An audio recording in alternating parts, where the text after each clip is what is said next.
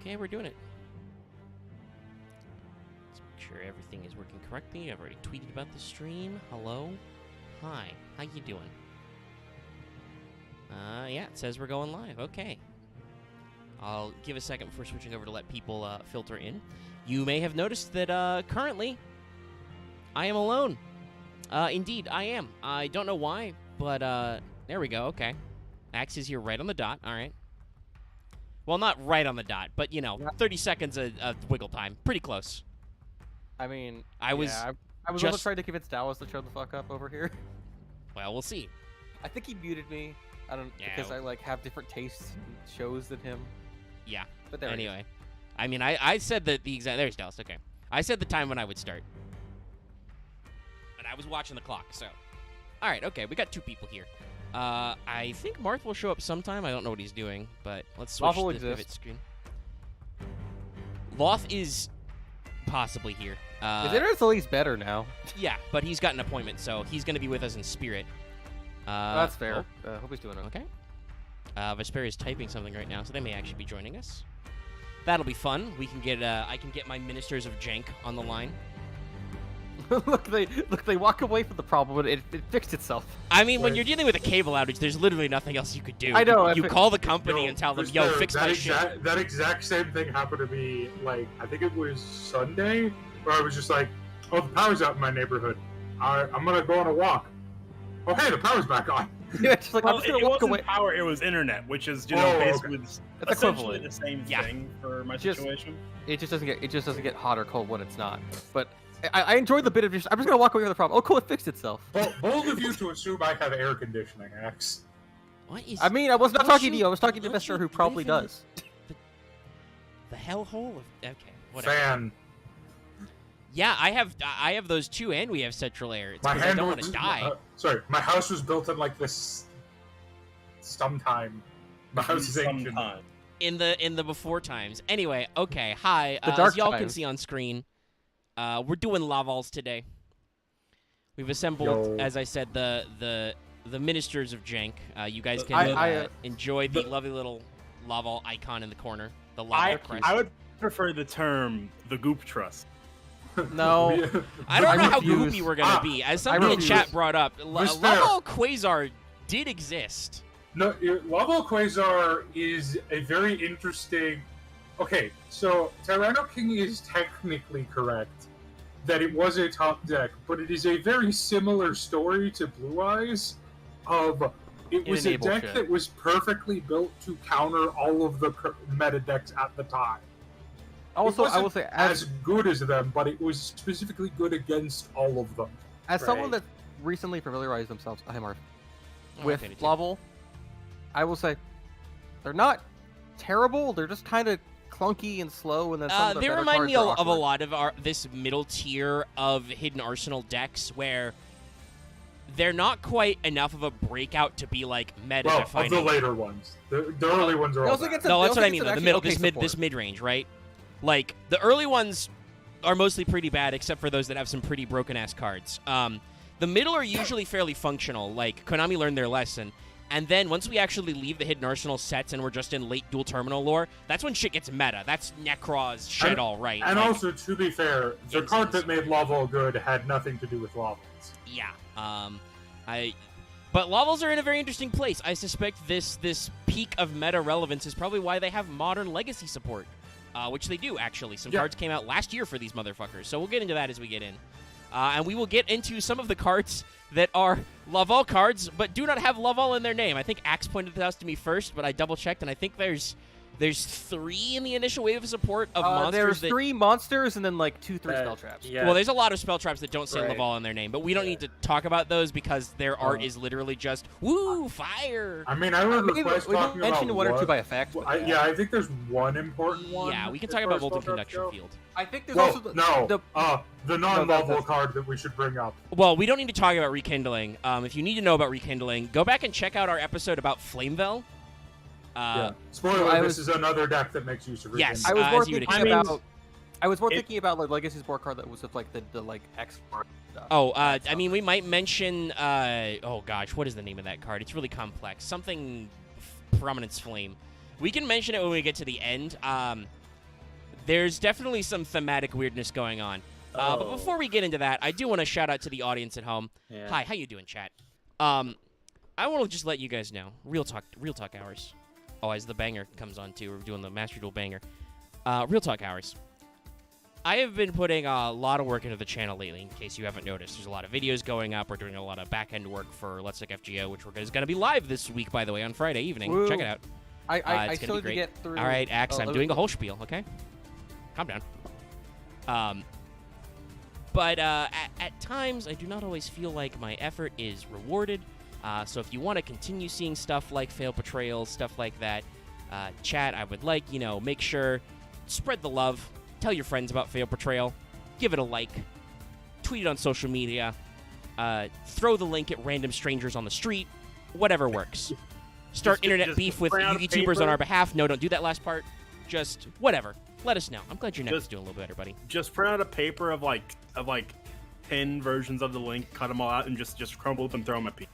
Yeah. Flood MBT's subreddit with links. Don't do that. Don't do that. Don't do that last part.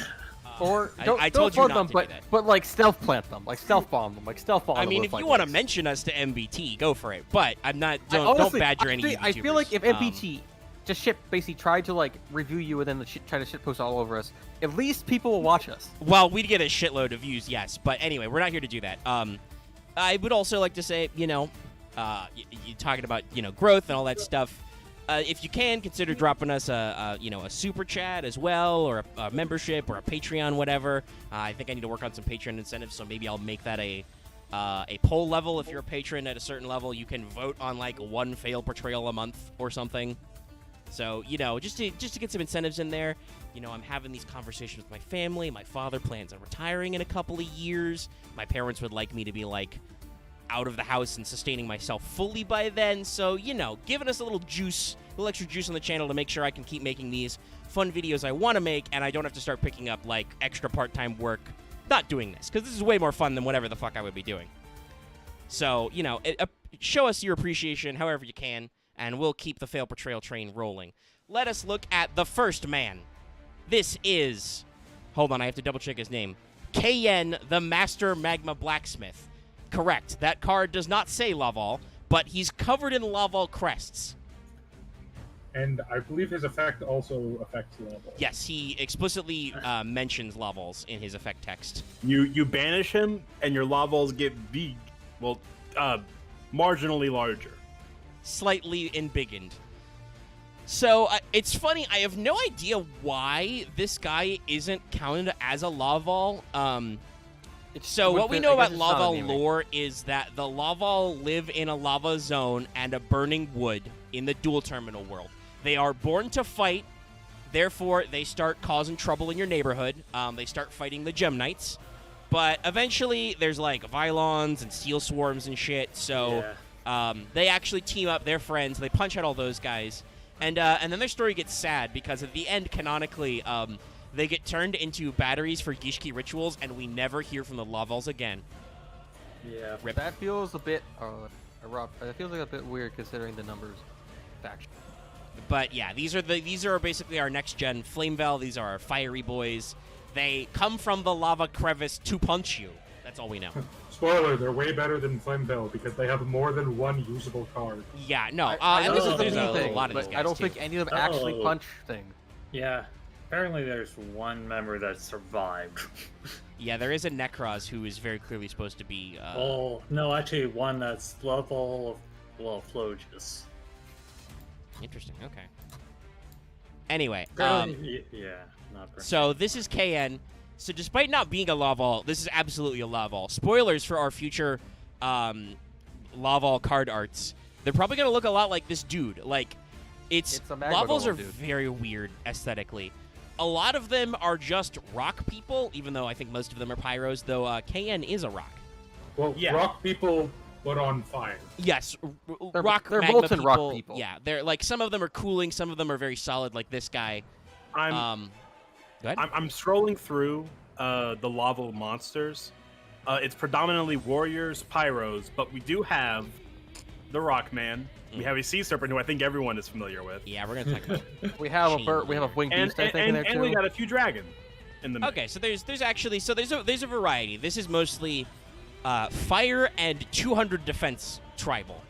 Yeah, because the main thing you'll see is ever since Rekindling has been printed, Konami understands that and makes sure that at least a few monsters in a fire archetype have 200 defense. And Lava was the one where they said, how about like just like everybody?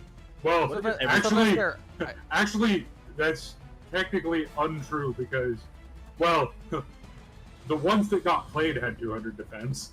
Well, Yeah, that's what I'm there- saying. Vector, there's I have a there's question to few ask. that won't. Okay. Go ahead. So I have a question to ask you. How many Fire Kings have 200 defense? Fire Kings, most of them do. Okay. Yeah, just- most of the non. Yeah, whenever Konami, as Vesper said, whenever Konami designs a fire archetype now, there is almost always a conscious decision whether or not you can rekindle them. Yeah, like yeah. I believe there's only one in Ignoble Knights, but it was a Stalfo who was like just search. your big once per duel starter card. Yeah, so it's perfectly good. And hey, guess what? In terms of design, you're going to see this a lot when we talk about effects.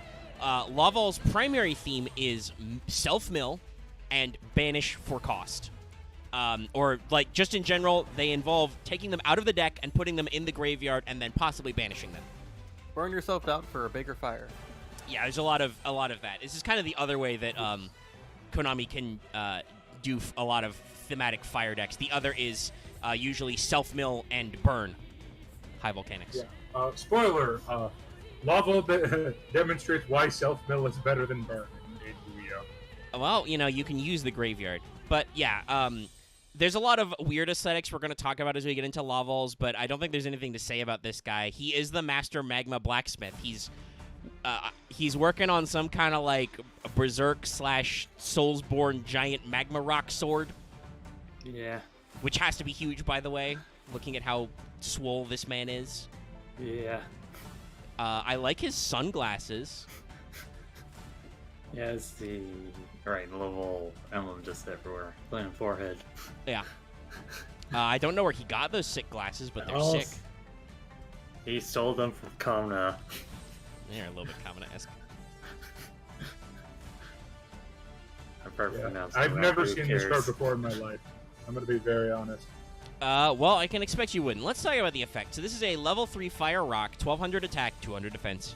You can banish this card from your graveyard. All face-up Laval monsters you currently control gain 400 attack, and he was released in the original wave of supports in Hidden Arsenal 5. There's also like a side thing of like Laval's one thing that they want you to somehow have board presence, and then they want you to buff themselves immensely. It's just the one problem is like I don't know how you swarm the board with them.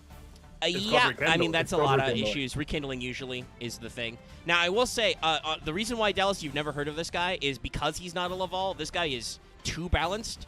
Oh, no, he lets you yeah. gain 400 attack when he's banished from the graveyard. Let's exclude him from the Laval archetype so we can't do any of those cards that send Lavals to the graveyard. And he's not a good enough card to, because like sometimes you run non-Laval cards Yeah. with 200 defense in Laval decks, but he's not good enough to be that. Like he is no It's Beast Warrior. it's the same concept of why Fire King is just a constant engine in other fire decks, because there are a lot of monsters with 200 defense, excluding the one Garunix, but you can cheat him out pretty easily. Yeah, Yeah, there's so... literally a card that is summon Garunix, basically.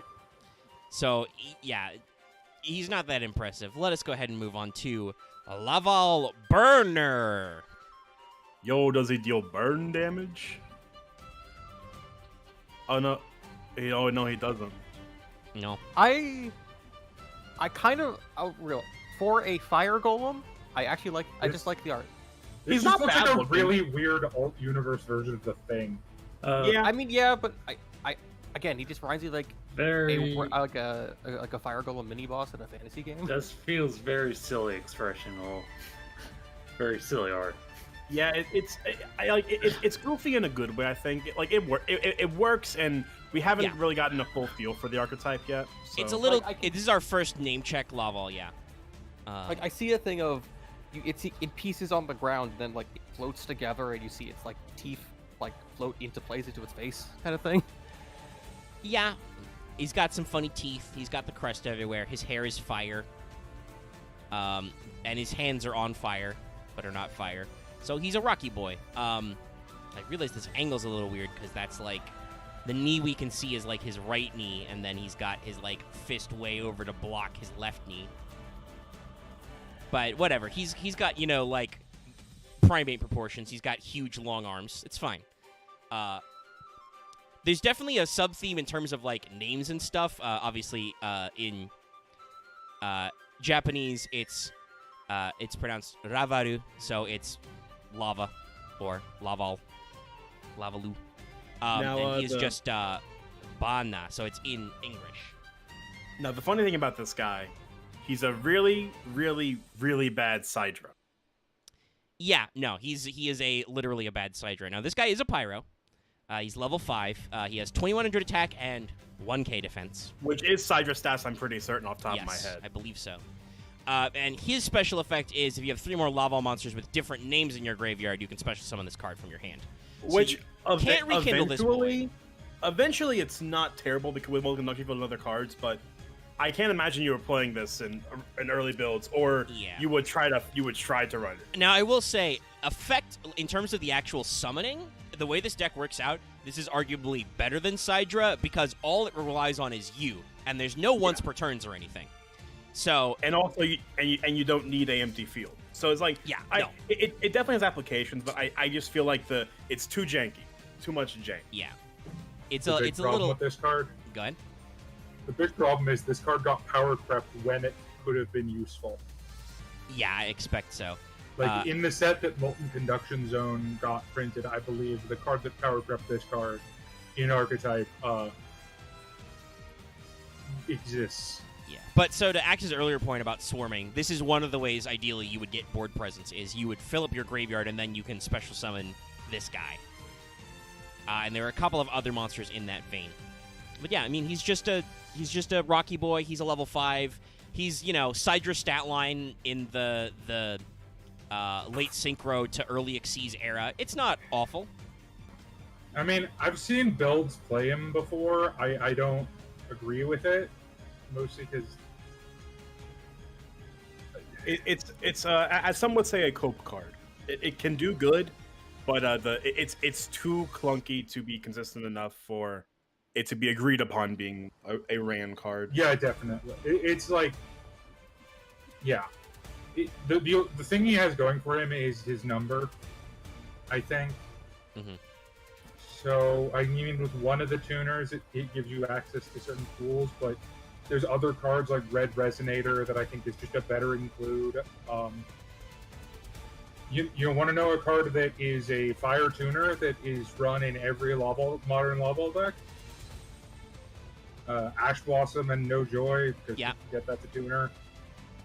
Yeah, no, all the Ghost Girls are tuners. It's very funny. All right, well, speaking of tuners, let's move. Whoa, okay, that image is fucking tiny. Wow, okay, hold on. Yo, small. That was super small. Let me see if I can get that blown up a little bit. What level tuner is it? Out of curiosity. It's a 2. It's the sad one.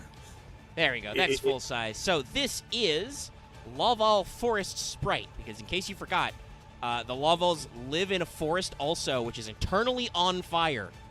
They live in a lava forest. Yeah. They live in California. Yeah. I mean, what? Roundabout. I mean, so you can clearly see it. This one has a lot more background work than the other one. There's also a person. Like it's just a person. Yeah, I mean they've got weird lava hands, but they're definitely got person proportions. Now they do appear to be wearing like a rock leotard, so I question their fashion sense. Well, no, they are made of rock. Like you definitely can't see it well in Forest Sprite, but the skin is made of rock. You can see it on the knees. I see some rocky joints. On the knees and the hand. Well, I'll say it like this. If Forest Sprite wasn't made of rock, they would be the only level card which isn't, which would be weird. But also, I see the fur trim, Dallas, so, like, I'm pretty sure they're also wearing a rock shirt on top of their rock skin. Oh, no, yeah.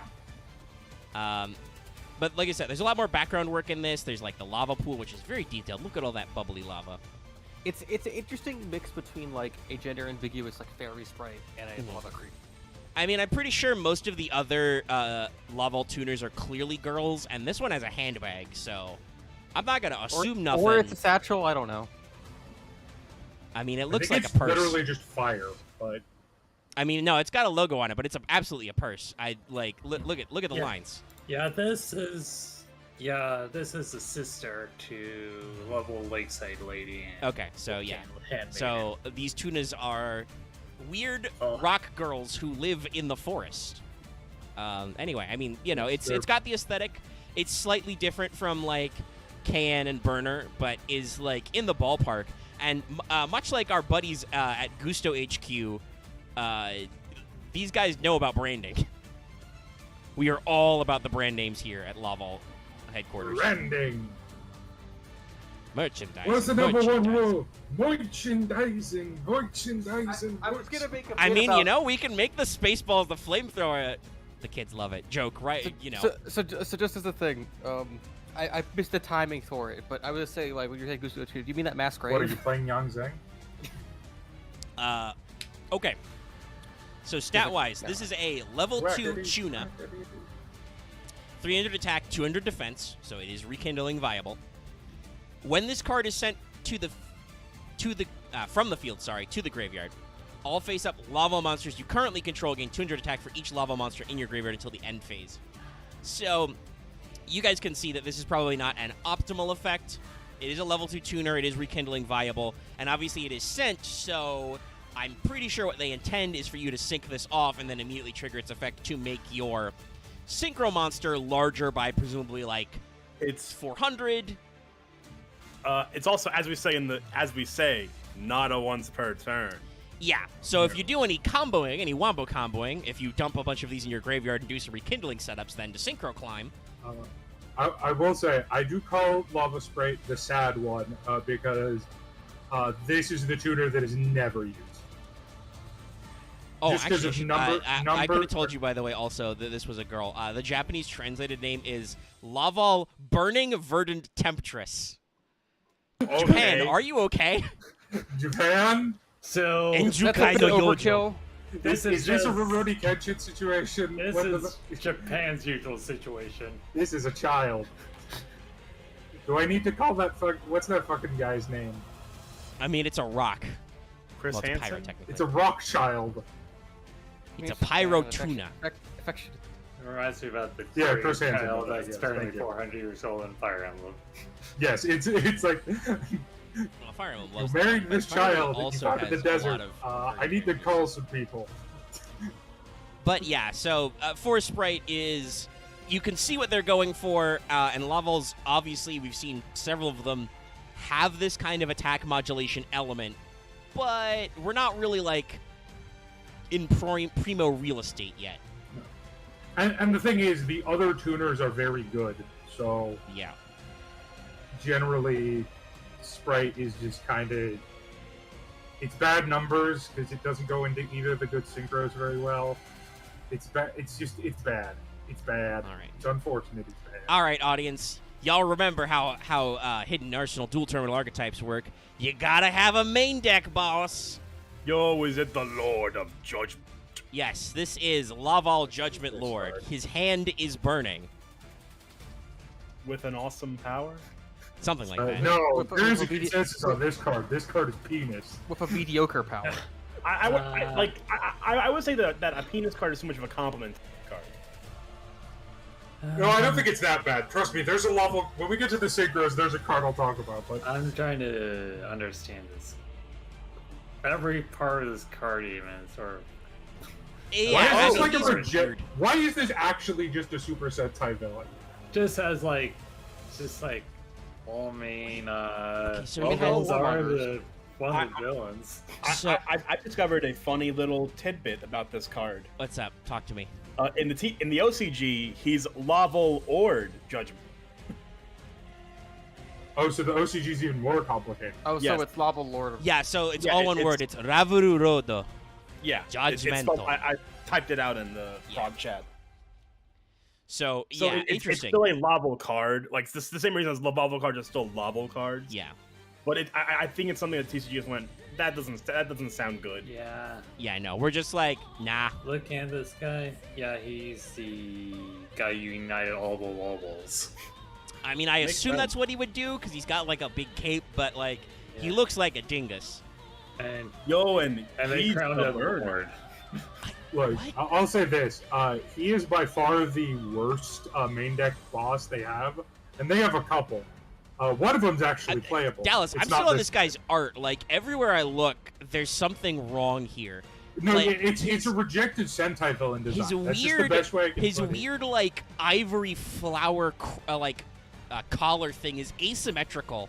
I'm still on the fact that he looks like he's both made of roast beef and rock at the same time. Well, And he yeah, has they tried to do a buttons. shading thing with his fire hand, and it's weird. Like, that's not a good Wait, shape for his torso to be. Wait. Sorry, go ahead. I would also say that we poked fun at Cayenne having the Laval crest Yeah. all over him. This guy is wearing it as a fashion statement everywhere.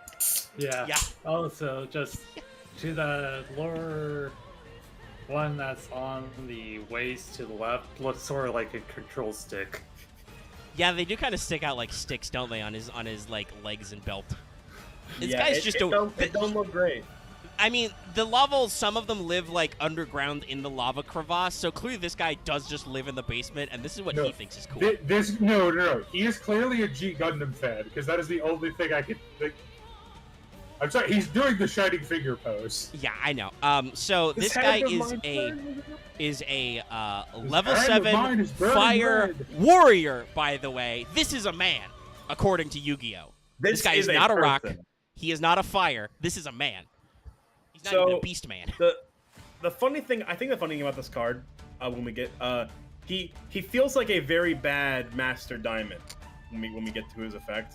Yeah, so he's level 7, and he does have 2,700 attack, 1,800 defense, so he has decent stats for a 7. He's beefy. He's pretty damn beefy for a main deck boss monster. And once per turn, you can banish one lava monster from your graveyard, inflict 1,000 damage to your opponent. Judgment Lord cannot declare an attack the turn this effect is activated. So, Judgment Lord burns. Burner does not burn. Summon this guy 8 times in one turn. Okay, he has. No, it's a hard OPG. No, it's It a doesn't- soft. It's a soft. It does Oh, not it's read soft? like it. Yeah. Okay.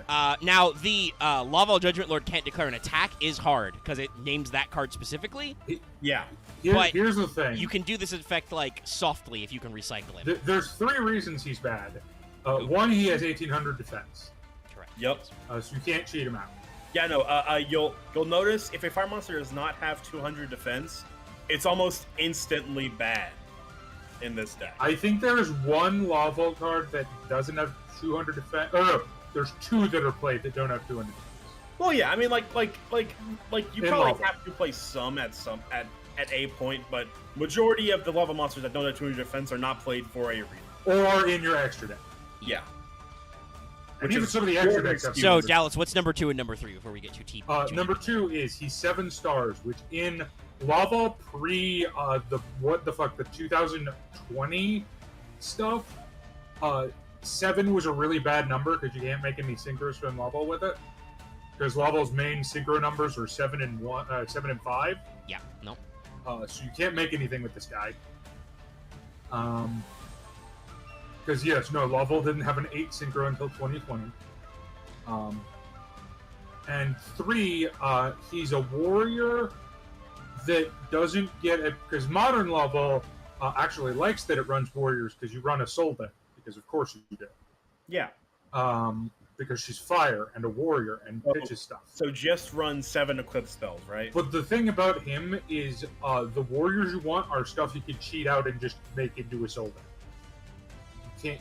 This guy's a brick. But not if you play 7 Equip spells, right? you don't Sure, know. you could summon. No, clearly you need to do. What was that one where someone sold it for like 11 in table 500 It was something like that. for Like, Phoenix it Gearfried like was- Supreme? Yeah, it was for Big Boy Gearfried. All right, let's unless anybody has any further thoughts, which I don't think they do. Let's stop thinking. I about mean, this like, man. I don't think he's bad looking, but he's definitely not good looking. No, he's kind of like, I don't think he's like horrible. He's just kind of derpy. Like, I have questions about his design decisions. Yes. He's definitely one of those cards that looks good on first glance, and then the more you look, the more Let's you're like, let's wait. look at another Lord, Laval Lance Lord. So By this the is way, actual speaking main of deck speaking of box. Isolde, I thought for a second this was Lancelot. I had to take a double check. Yeah, no, Honestly, this he is the could actual main be. deck box. Like his name is Rensurodo. There's a lot of ways you could interpret that one. But yeah, no. This is a rock man.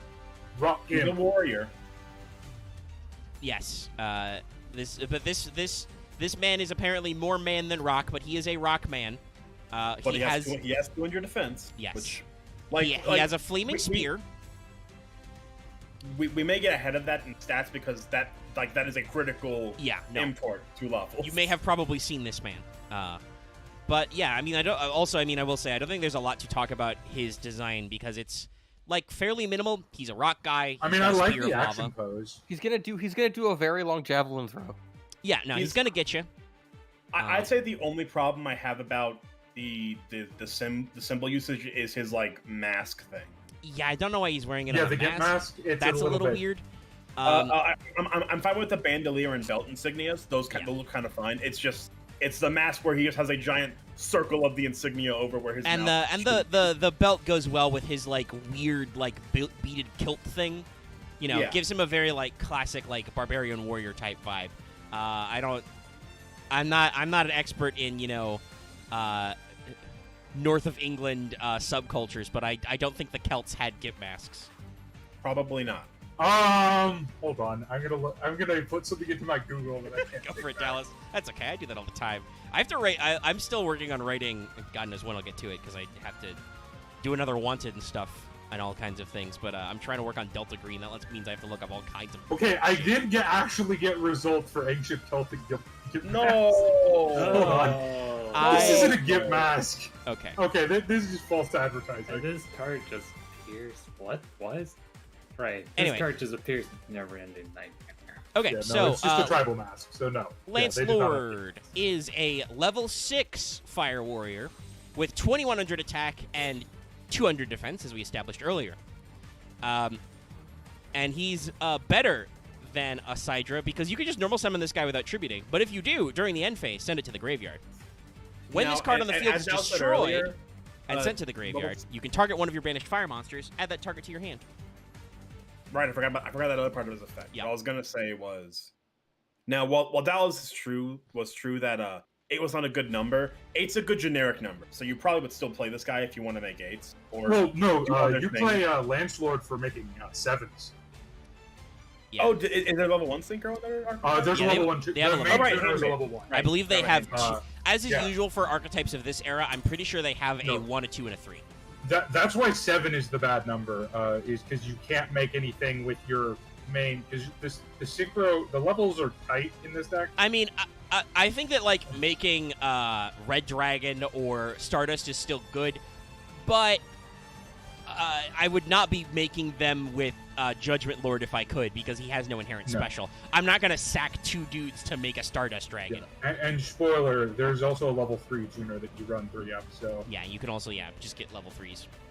But, Lancelord is pretty standardly run. I don't know about modern decks. He might have been, like, power crept by just generic Yeah, stuff. I mean, like, he might still be a name you run for rekindling targets, and the fact that Banishment Recycling is pretty damn good. I will say the only thing is that effect is kind of hard to pull off because he syncing off sends, and its own effect sends it to graveyard. It doesn't destroy it, so he has to get blown up for some other reason. Omega Counterpoint, just play it's a Fire fire King deck. I mean, there's other fire things you can do to make it work, though, to destroy him and send him to the graveyard. Generally, though he does have to be on the field first, just to clarify. Modern Laval is very fond of True King Agnamenazad. Yeah. There's ways. I don't think he's the most clean way to do that, but it is a recycling option. Because you can normal summon him without tributing, you can set that play up. You can just be like, normal summon, blow this motherfucker up, get a banished fire monster back. And since this deck has a shitload of banishing, recycling is important. Yep. It matters. It's, kind of a big deal for those decks. All right. Scan this first wave. Yeah, okay. This guy was technically in Generation Force. Lavals are interesting in that they got several cards in Generation Force, which came out around the same time as Hidden Arsenal 5. Also, one of their mainstay cards is in Generation Force. So they got some interesting, like, splitsies. So now you guys are about to see, I would say, the second or third aesthetic in Laval. Gun. Okay, Gun. Is it gun? Yeah, this is Laval Magma Cannoneer, or Ravuru no Magma Hohe. Laval's with a possessive particle, Magma Artillery. Oh no, like I've been looking through some Laval names. There's some interesting ones. We brought up Handmaiden, so that OCG name, it's not is made of the Laval Flame Volcano. Yeah, there's some weird. They went kind of creative with the names. Oh, don't worry, Omega. There's a card we have to get to because you technically skipped it. Because of course it's not named blah blah. We have to talk about its name. Oh no, don't worry, Dallas. There's a few ones. The very long names, because those don't start with L, they come after those guys. After we talk about our levels. Okay. KN was at the top because K comes before L. Anyway, this is Magma Cannoneer. He is a gunman, a man gun. This is a pyro, by the way. This is the main deck monster, by the way. Yeah. Or one of the two. He's a big chunky lad With 200 defense and 4 stars. who is definitely a rock and not a pyro, but you know. I mean, he's got magma cannons. But the rock is made of lava, though. Is it? He's purple. It's molten rock. That's not how purple works, Well, guys. No. The purple isn't his skin. That's his clothes. That's pink. Okay, he's wearing a That's- fucking No, skin-type that's purple pink. No. jumpsuit. So there's another monster that shows this more clearly. The Lavals are wearing armor, occasionally. Oh, I mean, it's he's the wearing weird rock armor plates for sure. It's I don't. It's the weird rock armor. His on top his of, like, rock one of his the- rock dick is protected. Yes, it's made of rock armor is. The armor is made of the same material as their skin, which is horrifying if you think about it in terms of humans. They're basically wearing skin armor. Yeah, I don't know. This is weird. So Or it's like snake people wearing scale armor essentially. I mean, snakes shed their skin though, right? Like that I can understand. I don't know if human rock people get your JoJo Part 8 jokes out now. No, I don't have any context for that, but I just know that's a thing. Oh my god! God damn it! But yeah, allow me to Cannoneer. show you my true power, wonder of you. He has a visor. He has cannons. Is there anything else to say other than the fact that he's fucking purple? Is he a desk visor? Why does he look like a desk bot? He does kind of like if a despot did steroids, right? He looks He's a like he's desk skinned visor to once death many bot. trips to the gym. Okay. Look up cannon. This is a level 4. Dallas talked about this earlier. Level 4 pyro, 1700 attack, 200 defense. So an okay stat Pretty line.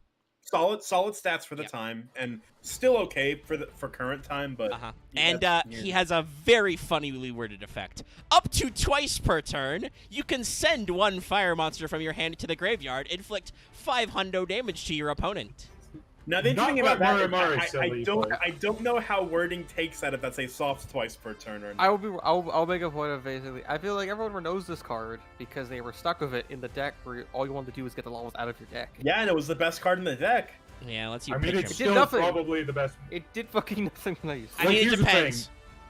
Here's the thing. It is tied with another card for best Laval main deck. If you're playing pure levels, it's probably Well, sorry, pretty useful. 2 others, but the other one did not come out until 2020, so I don't really count that. Anyway, this is just, this is graveyard loading. You do get to do damage with it. It's 1k per turn, and it lets you load your graveyard. That's okay, right? Spoiler. Hypothetically, if you can have a full hand and rekindle, you can do a lot more because I assume it is a soft once per turn, so you can get multiple cannoneers. The reason he's a staple is because 2 of him and 3 level Maiden, along with a Boost Warrior, is instant Quasar. Because you send him and Handmaiden with Conduction Zone, then you send Maiden with Maiden, then you send Maiden with Maiden, then you send another one of these with Maiden, then you're Rekindling, and that makes Quasar. Yeah. Yeah. So he's part of the strategy. He's obviously pretty decent. He's got an okay body. His effect lets you sorry. He's a rekindling target, and his effect lets you load the graveyard. He's all right. He does stuff. Now let us move on. Get your final thoughts on Lava Boy here out of the way. But we're gonna move on to a lava monster people probably haven't heard of. Yo, is it Flagavos? No. Oh, is it Eagle? No. This is Laval Miller. Yo. Oh no, this card was really good until they made a spell card that was just better.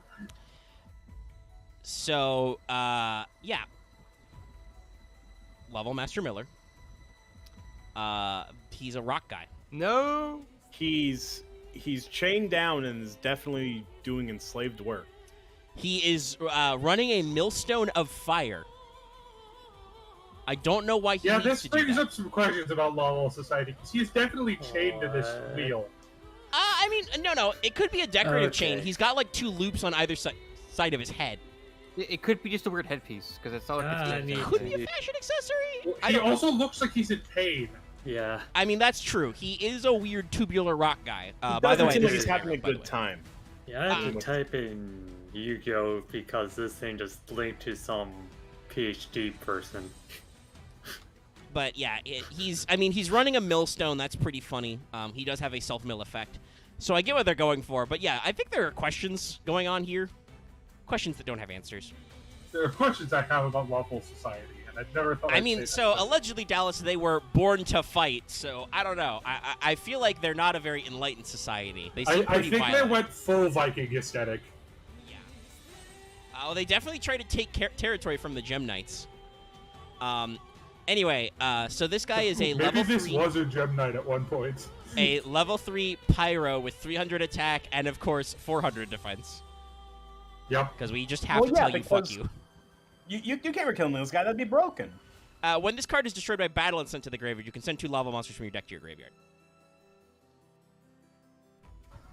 So this card is great until you remember Molten Conduction Zone exists, and then this card is terrible. Yeah, sorry, I had to turn off my mic for a sec because I sneezed. But yes, basically, this card serves a perfectly good function in the, the initial Generation Force and Hidden Arsenal 5 wave, where he lets you mill 2. I mean, he's destroyed by battle. That's kind of slow, but he exists. And then they literally printed a spell card that lets you just do that for free, basically, without wasting a normal summon or anything. Yeah. So he would quickly fall out of favor. I do agree, Dallas. I think he has a point, but then they made a spell card that just does this better. Any other thoughts about Millman? I Not just right feel now. uncomfortable looking at this card, to be honest. I do. It's like All right, let's get him out of here. Oh, Lordy. Oh, no. are we at what I think we're at? Dallas, this one starts with a W. Oh, you missed one then. Out of the initial... Well, okay. Are we counting the guys that are extra deck? Because those are always at the bottom. No, this is. I believe he was in Generation Force. Hold on. Well, double-check the name for me, and I'll see where he is on the list. Yo, is this Metal Foes at home? Oh no, he was in Hidden Arsenal 5. Okay. Well, that should still probably be in my list, but what block Oh. was he? Hidden Arsenal 5, first wave, I believe. Mother, I hurt. He starts with a P. I'll post the name in chat. Oh. And we should talk about it because his art is hilarious. You mean Prominence, Molten Swordsman? Yeah. Okay, because that guy's after Dallas. Laval, the Laval part still comes before P. Oh, I thought you meant W as in it. No, okay, this is sorry. Laval Warrior. He is He is That somehow in P-card. more pain than Miller. Hello, my name is Steve. So- it's because he's holding up to flaming axes. Go ahead, Axe. Oh, I will also. It's weird armor where it's like I think for his knee it looks like a difference between it's like how his knees put together, but it's like I don't get the shoulder pad. It's like the Yeah, fuck? no. this is- His eyes bother me Because so it much. more looks like they just hammer press everything together and they don't actually have shit. Then they just it conform to his body. I mean, they might just make it molten and pour it. They don't hammer it. I don't know. That there was a smith with a hammer, but what the fuck? By the way, Because, like, this all is a the circles warrior. are like hammer marks. I think this is a man inside that rock suit. It's a warrior. Honestly, yeah, because Both like literally So and they figuratively. It looks like it's poured open in the molten inside. enigma into the... No, I'm not going to think about that. I mean, I will say Axe is right. There are some gaps in here, with his, for instance, his not having a neck. He just has shoulders all the way up. Yes. there's some weird shit going on. But no, I do not like looking at this man. This is very concerning. Does anybody want to say anything else about his appearance, or should I just read his effect text and we can get the fuck out of here? I don't have anything else to say. I said my bit. There's not much to say about this guy, I don't think. Okay. Laval Warrior is a level 4 warrior fire. Duh. He has 1800 attack and 500 defense because fuck you. When this card destroys an opponent's monster by battle, inflict damage to your opponent equal to the original attack of the destroyed monster. You must have 4 or more Laval monsters with different names in your graveyard to activate and resolve this effect. This guy is bad, and he should feel bad. I am going to move on. This guy is a very, very, very, very, very, very shitty Flame Wingman. Yes, Yeah. he is absolute dog shit. It's I like, mean, if you yeah. draw him when like you don't have a setup, it's basically you. I think, in fact, this next guy, who isn't even a Laval, does that job of having an 1800 4-star better. Yeah, he does. Yes. You will not enjoy seeing this man up close. But No, his art's good. What do It's you time mean? for- His art's amazing. it's time for Prominence Molten Swordsman. No. Why does he have the crest on his nose? What the fuck? What? This Why? art is so bad. Yo, is that a... Hey, do you guys want to play the type game with this guy? Yeah, guys, Yes. audience, I would love for you to guess what this man is. It's a pyro or a warrior. I don't know. Are you sure about that? I mean, don't make me bet my soul over it. I don't. Warrior. Okay, Mr. Joestar, open the game. Okay. I know, so I can't say. I mean, I'm looking at it. Yeah, no, this is a funny Well, one. and I've also just looked at this card, which is why I said this. No, it's not a thunder, though. That would be funny. Yeah, that's a good Yo, one. it's a Casual. thunder. That would be rad. Thunder. There should be more Fire Thunders. But no, it's not it. I'll let you guys get a couple guesses in. So this guy has a weird name in Japanese. His name in Japanese is Enetsuto Prominence. So, the only other name I have for that is Magflare the Molten Swordsman. I don't know where the fuck that comes from, but I assume that's literal? Literally Molten Swordsman Prominence? Let me... Because I've Let got me it's got take the a look- the let me con take a and look the- at this the guy's kanji, phonetics. So In Netsuo. yeah, and it's Yeah,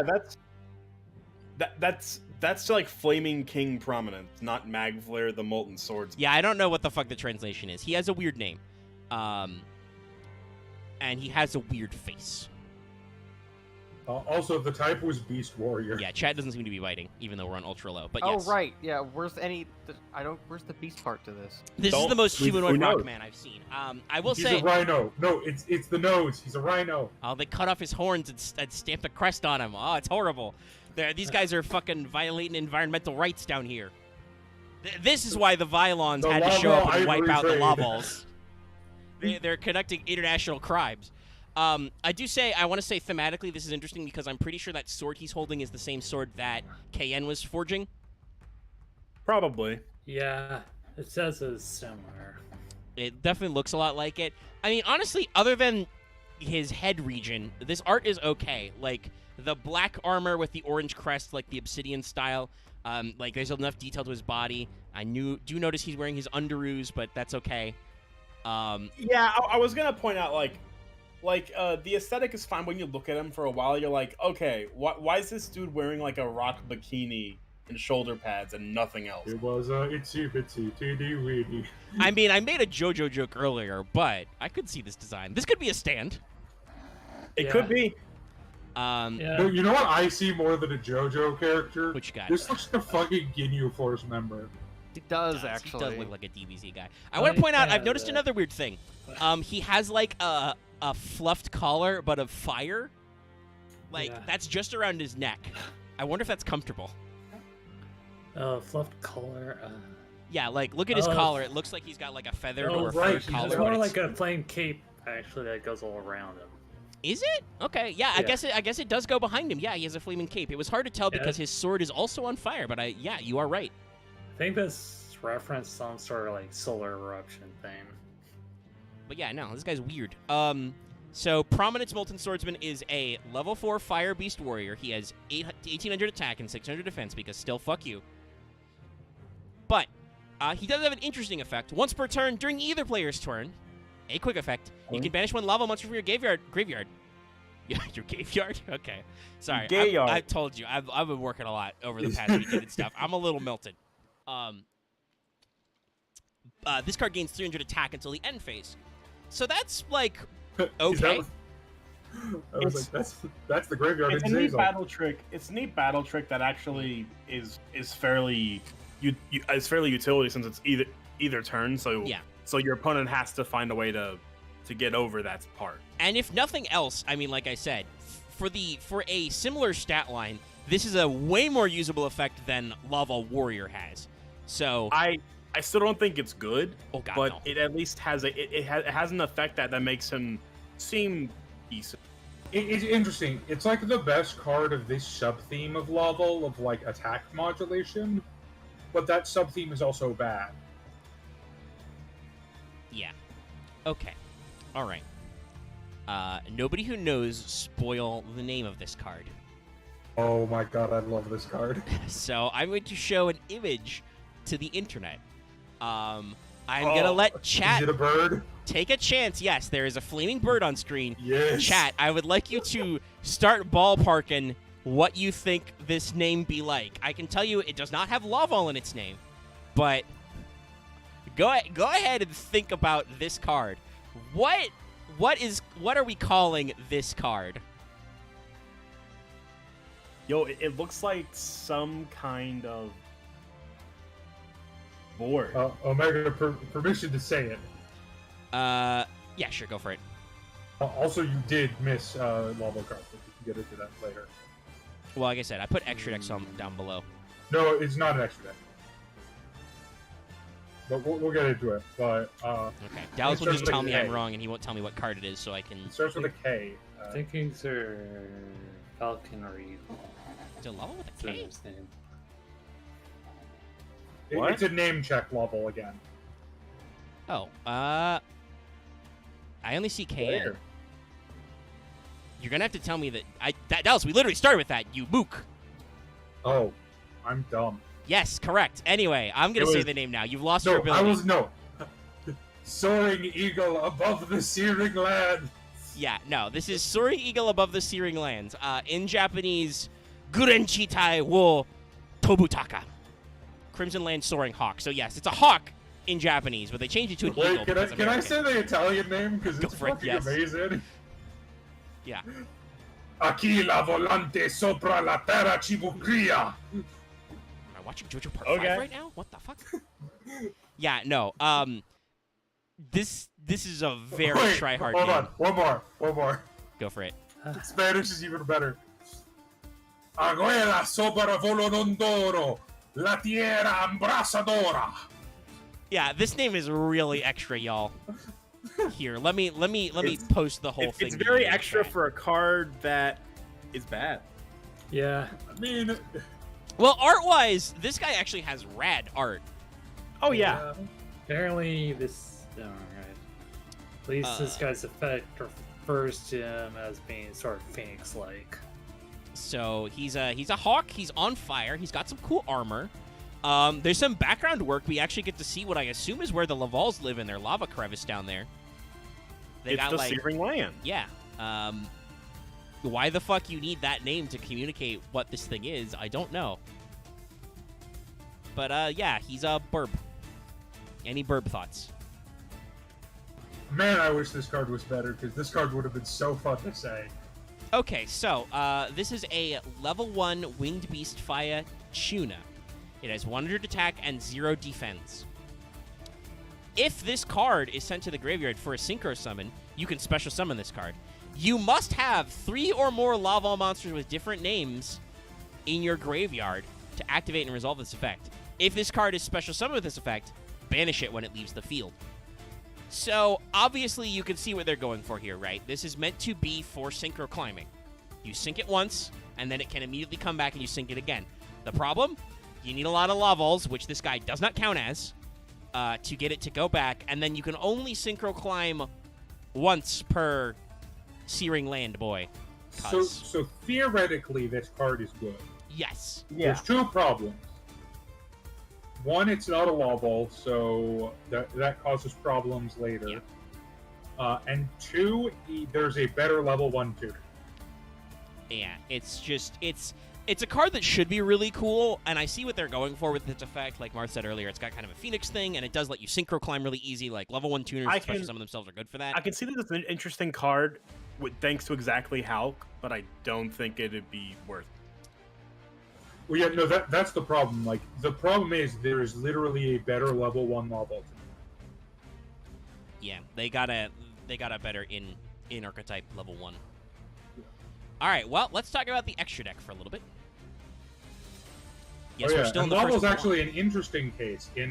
Their extra deck actually started out pretty strong. All right. The first wave is not bad.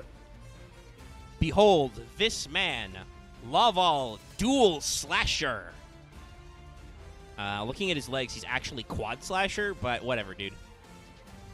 Man, I thought I was gonna like this art from seeing it from seeing it in card art, but seeing it zoomed up, I don't like it as much. Yeah, as this I is do. a zoom in is bad. Why does this feel like another Neos fusion? You're The right. guy This guy does does look like have a big Neos Neos vibes. Just like this is Laval Neos. Look how huge his shoulders are. Kinda, yeah. Yeah, no, you're not wrong. This is Laval. I mean, Neos. I was gonna make a Utopia Sona joke, but wait, no, like the Neos is the joke before Utopia, so. Yeah, I mean, Utopia did exist. I don't think he quite looks like a Utopia Sona. He's not mecha enough. He's got big enough shoulders, though, He's not for sure. Mecha Warrior in it. Yeah, He got big he enough has shoulders. the thing is he has the head fin of Neos. Yeah. So yeah, this guy looks kind of derpy. By the way, once again, a warrior. This is a man, Yeah. according to Yu-Gi-Oh. A featherless biped. Yep.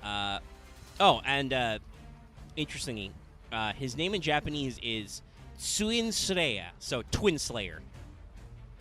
Yeah. I don't know if he kills twins or if he does the twin slaying or what, but you know, he's got lots of fire blades. Yeah, he's derpy. So this is a level 5 warrior synchro, 2400 attack, 200 defense, so pretty good stats for a level 5. This guy will beat up TG Hyper Librarian, you know. He'll trade. Well, no, that's yeah. Now, it just requires 1 tuner and 1 or more non-tuner fire monsters, so you do need to be running fire, but other than that, it's fine. And he does have 200 defense. You can rekindle this boy. Yes. And he has an interesting system, because he has the following effects based on the number of Laval monsters in your graveyard. Not with different names, by the way. Yes, the fact that it doesn't say different names makes this laughably easy. Yeah, so 2+, once per turn, if this card attacks a defense position monster, it can attack once again in a row, so it can attack twice. 3+, if this card attacks a defense position monster, it does piercing damage. So, Which, yeah. if you're playing levels in general, you're probably gonna have 3 levels in your graveyard by the time you're doing a synchro summon. Yeah, so he Yeah, gets he's- 2 attacks on defense position monsters, and both attacks are piercing, probably. And like I said, decent stat line. Yeah, if you're playing levels correctly, you'll have like 5 by a synchro summon.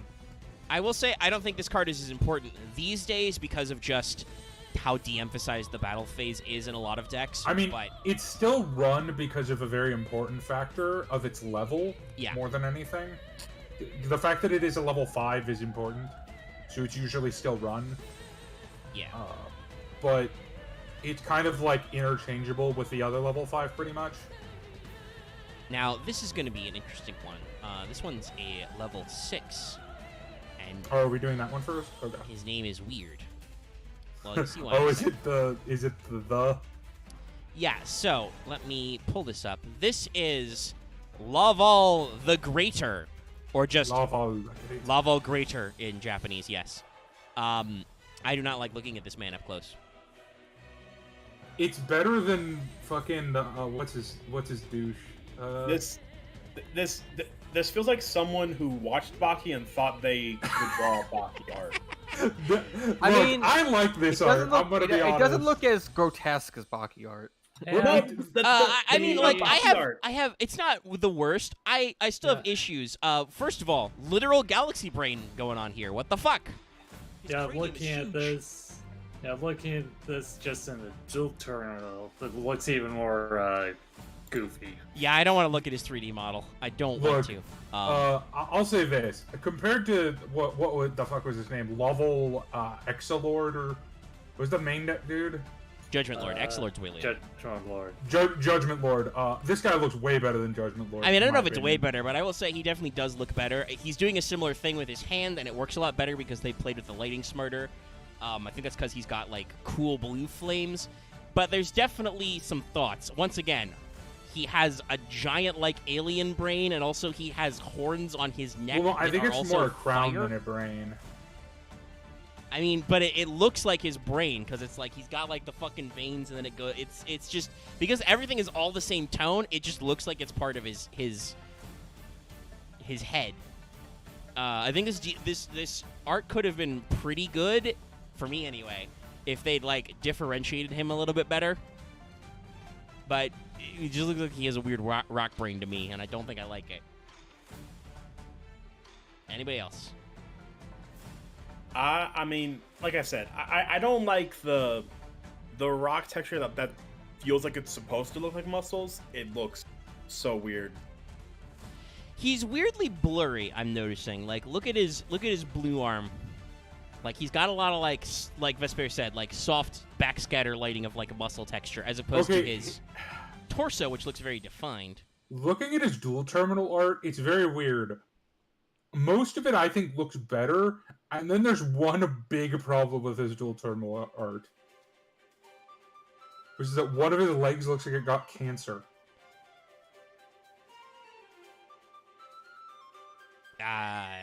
You are correct, but also I still regret looking at this. Like, He looks even because of the texturing. Oh, that's not dual terminal. That's Duel Links. You mean? Oh, that's Duel Links. Okay. Yeah, dual terminal is his 3D model, which looks like this. Oh no. Yeah. That looks Okay, the like dual some, terminal looks bad. That looks like some PS2 and Oh dear. Okay, Yeah, the Duel Links, it looked like his upper half looks better in my opinion. Yeah, I think then that's a his leg. crisper art. But his blurry leg. leg is weird. I guess his like the looks- fire is coming out from the cracks inside his body and makes it kind of smoky. There's some kind of weird effect going on with this guy that makes him not quite right. Anyway, this is a Regardless, man. This is a level 6 Fire Warrior Synchro, 2400 attack, 800 defense. So same attack stat as Dual Slasher, but more defense, and level 6. One tuner, one or more non-tuner fire monsters. When this card is synchro summoned, send one card from your hand to the graveyard. You must, by the way, mandatory. If this card would be destroyed by a card effect, you can banish one lava monster from your graveyard instead. So I think he's an interesting one. And like obviously, He's definitely when you not as start, he's not as bad as some of the other Laval cards that we'll get into later, but he's not good. no. I mean, like when you start, obviously you have access to Forest Sprite as a level 2 tuner, so that goes with your level 4s who are likely to actually stick on board. So I can understand kind of like why he exists as a secret rare in Hidden Arsenal 5, by the way. Dual Slasher was a common, by the way, in He's that one set. So like, he's used more in modern decks because modern Yu-Gi-Oh has more synchro tuners. So there's a bunch of weird ways to get to Quasar instead of just the traditional 5/5/2. yeah. And also, like, he does at least let you, especially in a modern period, he can technically let you extend your plays because he lets you get even more graveyard setup. But it's not the cleanest run. But you know what the big problem with him is? Is it because he's level 6? He's a 6 and he's not shooting Riser, which is just a better 6. Or no, shooting Riser is a 7. I'm dumb. Ignore me. Drives to 70. There is a 5 or 6 Stardust guy, but I don't remember which one he is. Yeah, but I don't think he can level modulate. Anyway, we have one more of this first batch. The arguable most used boss monster. I mean, I can tell you, I can kind of get that vibe. This motherfucker's been reprinted, actually. Well, Very yeah, recently because been he was reprinted in, traditionally more part of the Quasar combo. So this is Laval Dragon. Laval. Ravaru Baru Doragon. So there's a B and a V. I don't know what the I'll say fuck I Japan love is this doing. art. Oh no, yeah, up close and clean, this art is good. I actually, this guy was originally a secret rare. I greatly appreciate that in Ghost from the Past they printed him as an ultra. It looks like it's Yeah, a much no. cleaner print. The Magma Dragon aesthetic is very hit or miss for me. I think this is the best one Yu-Gi-Oh's done. Yeah, this is pretty Personally? good. It has the right mix of draconic and rock features, like his eyes are rubies, for instance. Well, unless you could. Well, wait, no. I think the Fire Judgment Lord is not actually a dragon. I think he's a dinosaur, so he doesn't count. But yeah, this guy exists. He looks neat. I love Laval Dragon's art. I believe the way it works is that the Laval Vols stack themselves together in a trench coat to get stronger, as you would expect from a synchro archetype. Basically, yeah. Like, they just combine their fiery power to become enswollenated. and turn Or into a one dragon. of the other Laval Vols that is something unique. Yeah, there are also other things. One of them is, I think, just Cannon wears a Violon like a hat. Also, Well, no, the other one is literally a person being tortured in lava. yeah, there's some stuff going on. Ooh, good connection. Hope everything's going okay. Chat. YouTube yelling at me, but I hope everything's fine. Looks okay on the preview. Yeah, we make a lot of Laval Vol. I mean, that's literally the description joke, is I just typed Laval Vol as many times as I felt like it, and then I ended with gun! Gun. Because sometimes they're guns. Anything else to say about this boy's artification, though? I think it's all right. Pretty cool. Right. Laval Dragon is a level 5 Dragon Synchro. Who could have guessed? Criminally underrepresented type with Synchros. It's level 5. It has 2k attack, 1100 defense, 1 tuner, 1 or more non-tuner fire monsters. You can shuffle 2 lava monsters from your graveyard into your main deck, then target 1 card your opponent controls, return it to the hand. So this guy lets you reload from your graveyard and bounce. That's pretty alright. And he's level 5. So, yeah. Usually reload maidens with him. Oh god, oh no, that's gonna be a thing. What's up, Dallas? What? Nothing. Just ignore me. Dallas is thinking thoughts to himself. Anyway, I hope you guys liked Gun, because we're moving into Hidden Arsenal 6 now. And it's time for more guns. Hidden Arsenal 6, subtitle, Ideas Were Had. So, this is Laval Blaster. He's gonna blast you. So then I started blasting. Yeah, I mean, the vibes I get from this is a fucking, like, a Mega Man enemy you see. I don't Not know like an why, but actual if robot master, but like just like a generic enemy you see on, like, the lava map. I don't know why, but I think I've never seen this card before. I have my thoughts as to why. I meant, like, I thought I'd watched a review of, like, all the lava cards recently, and I don't remember this card at all. I don't think he's the most effective, but he does stuff. He's like a one of, I think. Art-wise, I mean, he continues our long line of gun style, though this is a warrior, not a pyro. Once again, this is a man. I think we're like the art style for this thing is very interesting. Like, he's wearing like giant reinforced metal gauntlets to like hold back the giant blobs of lava he has stuck on his arm to feed through his blasters. Again, Question the physics of his arms, but that's about it. Yeah. And for a warrior, it just means it is a being that knows the arts of martial.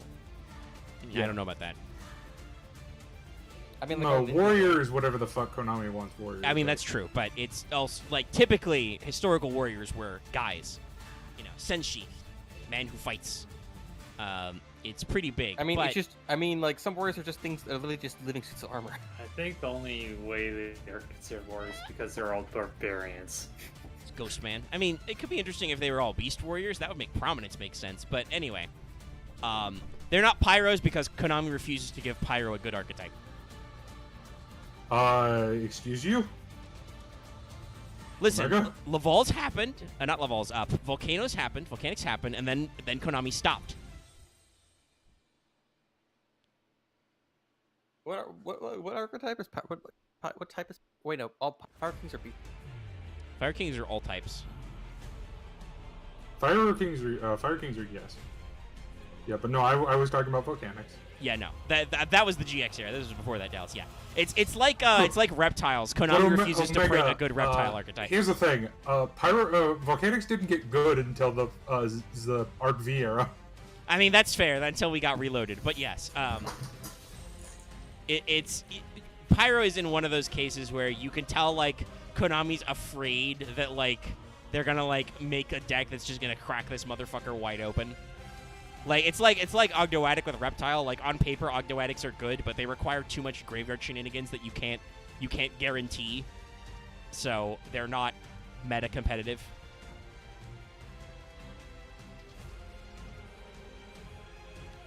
But okay, is there anything else to say about Blastus? No.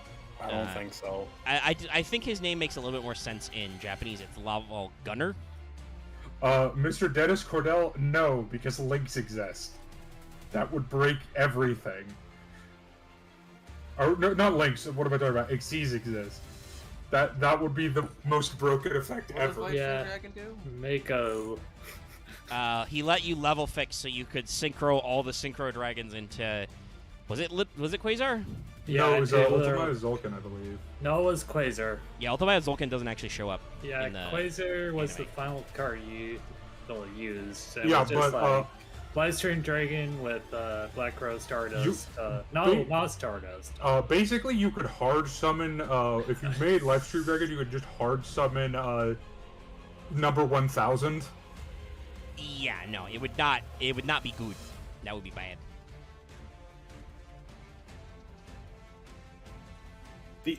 I think the funny thing is that its life point effect is actually better in the card game than the anime. Yeah, because Yeah. well, they had to do the side thing. I mean, we're not here to talk about it. We've already discussed all of the Signer Dragons. Go watch that episode of Fail Portrayal as well. Yeah. We all Okay, died. so this guy is a level 4 Fire Warrior. He has 1200 attack and 800 defense. Possibly why Axe has never seen him. Now, he does have an effect of things. When this card is normal summoned, if you have a Laval monster in your graveyard other than Laval Blaster, you can choose a number from 1 to 5. Then, send that many cards from the top of your deck to the graveyard. This card gains 200 attack for each Laval monster sent to the graveyard to activate this effect. So this guy a is... 5 mil is pretty good. Yeah. Yeah, like I don't think he's run much, primarily just because he has 600 defense, 800, but yeah. or a non-200 Yes. number of defense. And also, to be fair, his actual thing he gets out of it is like... Oh, you know that doesn't matter at all. Yeah. and it has to be upon normal summon, so... It's a little slow and awkward. I definitely, like you said earlier, I could see him as a one-of, as just like... It's almost like Sixth Sense, right? Like, it's just like, hey, I'm going to put 5 cards in my graveyard. He's more common in like Laval hybrid builds where you're playing other archetypes that enjoy milling. By the way, Konami, please bring back Grass is Always Greener, please. I want you to. I mean, we're in the pile era. That would be funny. Yes, but decks that actively couldn't play Grass because it would just kill them.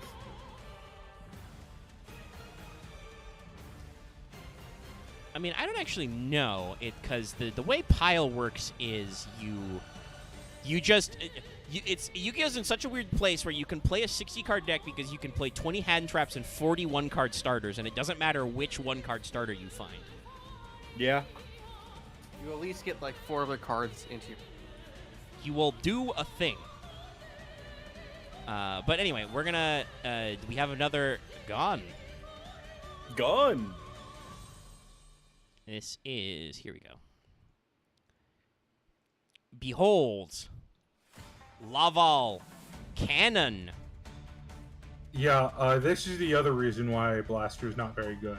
Yo, here comes the big one. Yeah. Because you have a better normal summon, and it's So- this guy.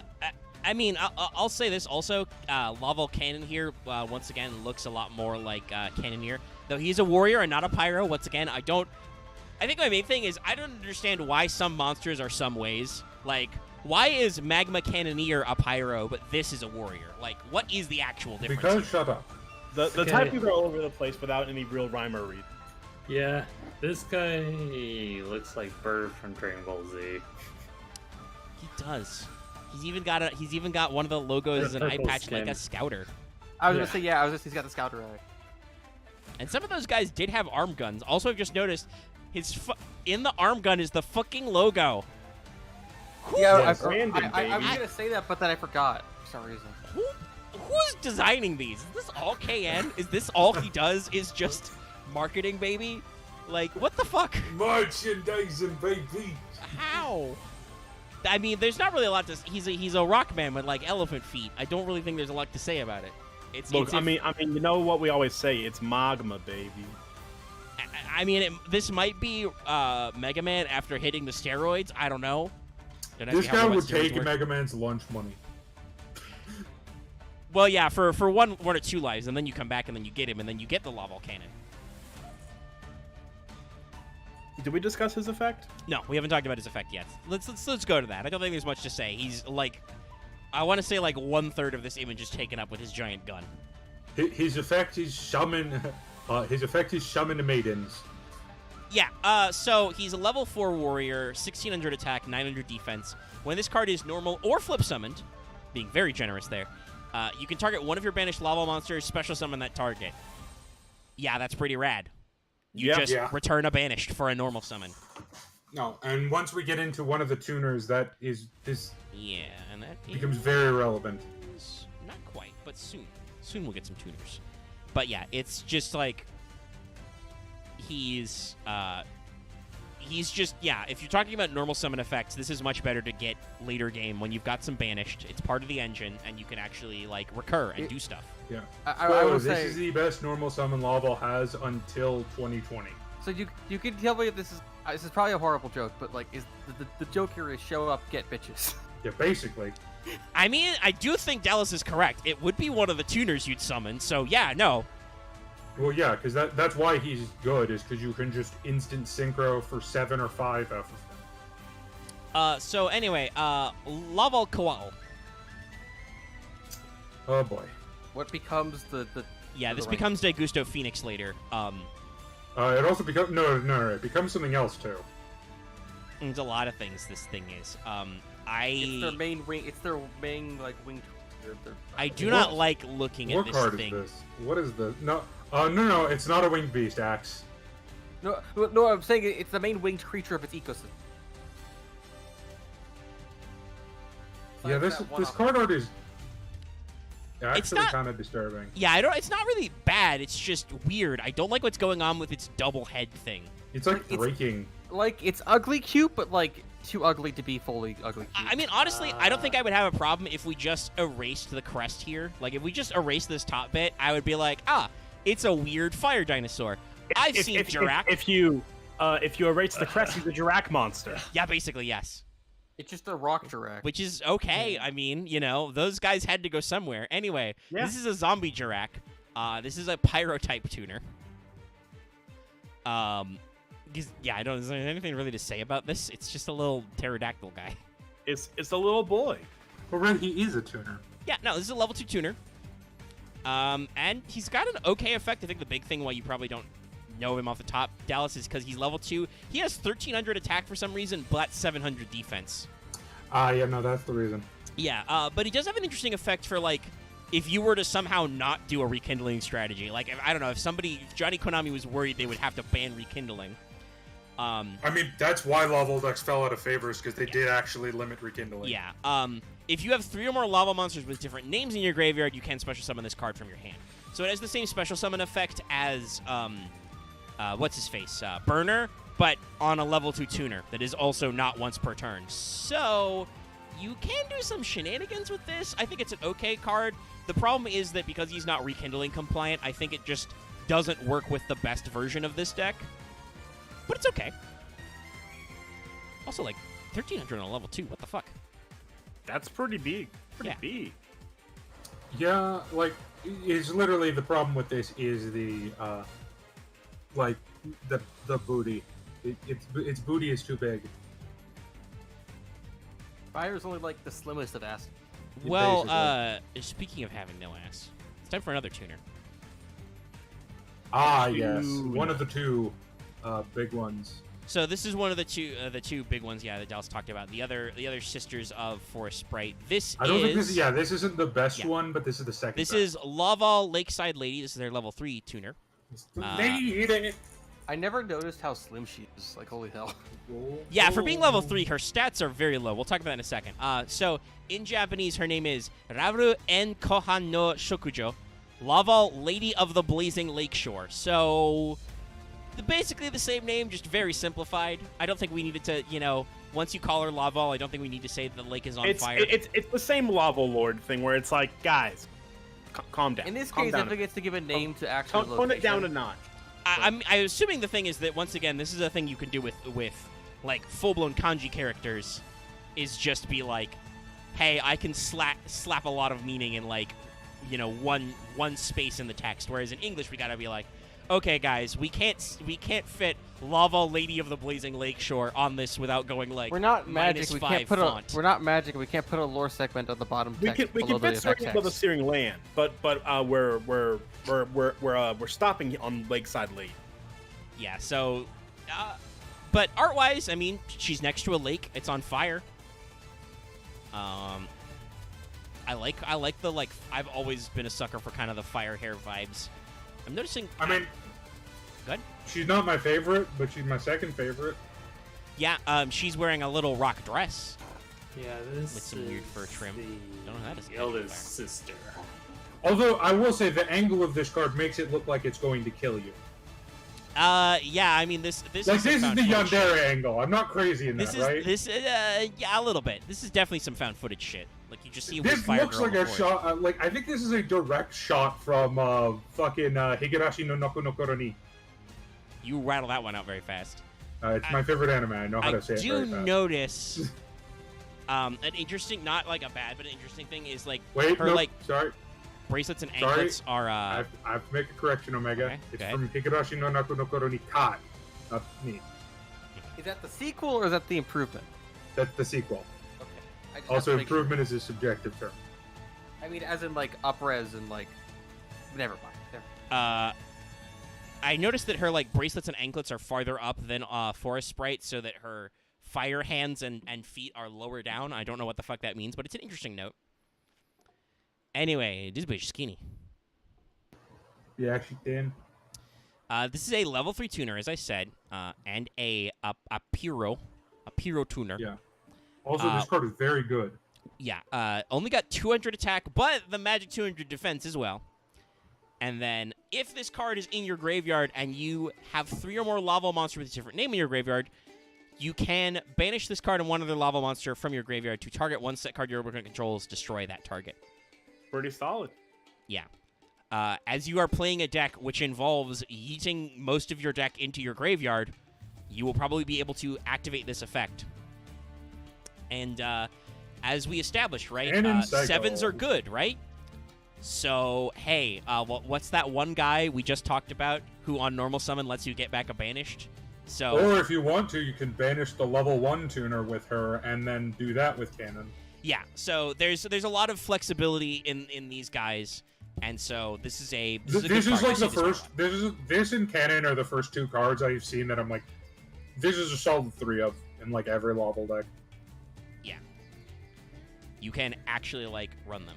Oh, that's out of order. Don't know We're gonna why. do the spell traps at the end because I feel like there's at least some that are. I think there's like 2, but one of them is also the title image, so I don't know if we need to show it. Yeah, we don't need to talk Okay. about Flame Wall. You can already look at it. Like, literally all the card art is just fire. I meant conduction zone, but or conduction. Yeah, we no, can that's mention the one I Connection would Field. suggest. That's an important one. I think that's worth showing because I think it's actually like unique. It is also great art. Okay, well, sure. We'll blow it up and see how the people feel. Yeah, I guess we go immediately because I didn't get my exact... Now we're going for the other like maiden of the flaming forest. No, she's not until next, I don't think. Okay. No, I believe they were all at the same time. Let me double check. I have noticed Oh, that is some she in of my notes are 7? slightly out of order. She's in 6 or 7. I can't remember. Yeah, she's in 6. We're in 6 now, so. Okay, so the other one is in that too. Yeah, they were both released in 6. There's Okay. not a lot in 7. There's just the big boy that everybody knows about, and then another guy that nobody knows about. And also Conduction Zone. Yeah, so we can talk about it then because we don't have a lot to talk about in 7. But this is. Oh, let me scroll to make sure I've got my card other stuff up.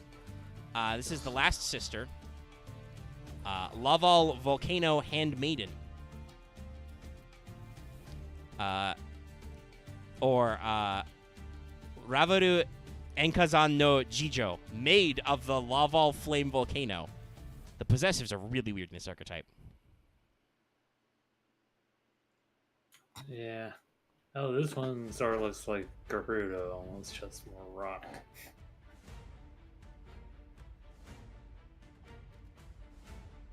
I see we don't have much to add about the art, as everybody is. I mean, I stonily love this silent. art. It's one of my favorite arts in Yu-Gi-Oh. I like it because it's.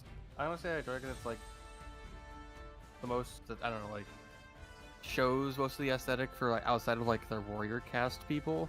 Which are more just, yeah, like, that is covered definitely, I would say, I don't know if you would call it a problem, but it was definitely a thing I noted about the other two of these kinds of tuners is the angles and, like, the clothing mean that you don't get to see a lot of them. When you know Also, that her you name's supposed to be Maid, it's like, because she's got a little thing on her head. Get it? It's also the thing if you get to notice like how they use their weird armor plating rings and like I guess just circular plates in like a non like battle sense. Well, they've all been in decoration. I talked about Lakeside Ladies, like her armlets and bracelets. This is interesting because Volcano Handmaid is wearing gloves. I assume those are supposed to be gloves because like they're not like the normal on fire. But no, this is an interesting art. It could be just made of in a weird way. Definitely a lot more detail on the rocky I side also as well, like that so she's just gross. holding like a diamond and looks like she's about to crush it. Yeah, she's holding some kind of gem or very hot rock. There's some Also, also Omega, in the background. there's a reason I've been a little bit quiet, and it's because I want you to post something in the chat. What? All right. Well, Loft's not that's here, so so bad. you had to do your. I don't care. So terrible. You had to do the meme because Loft isn't here to do it. All right. I get Also, I was in the dumb thing of considering the Gem Knights. It would make sense that she's crushing a gem in front of something. Yeah. I also, once again, background work. Like, this background is not complex, but it's really good. They're doing a great chiaroscuro yeah. there with, like, the interplay of, like, the lava and the darkness and stuff. It's yeah. Okay. So, Vesper is muted, so they are clearly doing something somewhere. Handmaiden, though. Level 1, so she's only got 100 attack. This is a Pyro Tuner, by the way. 200 defense. And then when this card is sent to the graveyard, if you have a Laval monster in your graveyard other than Volcano Handmaiden, you can send one Laval monster from your deck to your graveyard. That is not a once per turn. Nope. Now, as we said, you can't send you can send Handmaiden with this effect, but you cannot Yes. trigger it unless you send 2 at once. Yes. Don't worry, we got a thing for that. So you can indeed send Maiden with Maiden, Yeah. which is what you do. And also, this is a level 1 tuner, and it's a rekindling target. This lets you do lots of fun synchro climbing shit. Kind of hate that like the only level deck they actually let you play Master Duel that fucking put Rekindling in. Well, it's because it's a Gem Knight deck. I mean, they can do Lavals as their own Yeah. thing. I think there's a few variants of Laval. I assume one of them would be the Laval Quasar. But yeah, this is another one that has is so well known, has actually been reprinted. Yeah, this is like the creme de la creme. This is the boss monster. Yeah, you This is the reason to play the deck. Is this card? because it's just even more milling, and then it gives you a tuna. All right, so now we're gonna move into the next wave of the extra deck guys. So, let's clear this up. This is Laval Stenon. Like cannon, but Steth. Okay, I think the name makes slightly more sense in Japanese. It's Laval Steredo. I don't know if that's supposed to be Stell Aid, I guess, because, like, Vylon What Stella in the exists. name of Rob Liefeld is this? This is Cannon wearing Vylon Stella as a hat. Technically as a chest piece. But you know also, what I mean. what is his muscles?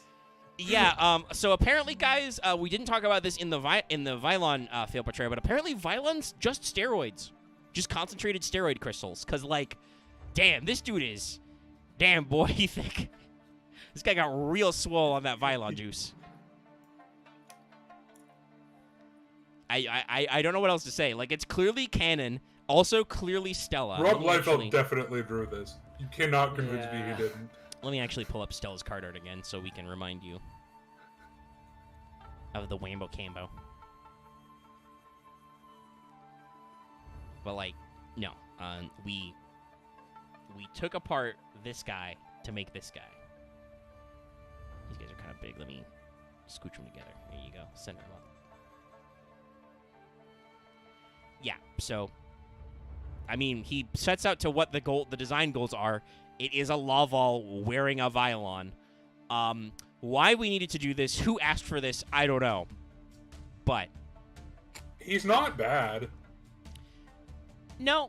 I think, you know, like I said, the design elements are met. I think there's some weirdness about this concept inherently. And his enswolification, but he's not the worst art we've seen tonight. So, Level Stenon is another level 7. He is a pyro synchro. So was a warrior, is now a pyro. Once again, don't fucking ask me. I don't know. 2,700 attack, 1,800 defense. So good stats for a level 7 as well. I think these are these the exact same stats as Laval Judgment Lord. I think they are. Yes. So this is just Judgment Lord, but better. 1 tuner plus 1 or more non-tuner fire monster, so you are fire locked still. When this card is synchro summoned, send 1 card from your hand to the graveyard. During either player's turn, when this card is targeted by a card effect, you can banish 1 lava monster from your graveyard, negate that effect, and if you do, destroy that card. So this has the self-send effect of, not Dual Slasher, but the Greater, I think. Greater was the banish to prevent destruction and send 1. So, like, honestly, I see what they're going with Stenon here, right? Like, it's very clear they're like, okay, Judgment Lord, not good.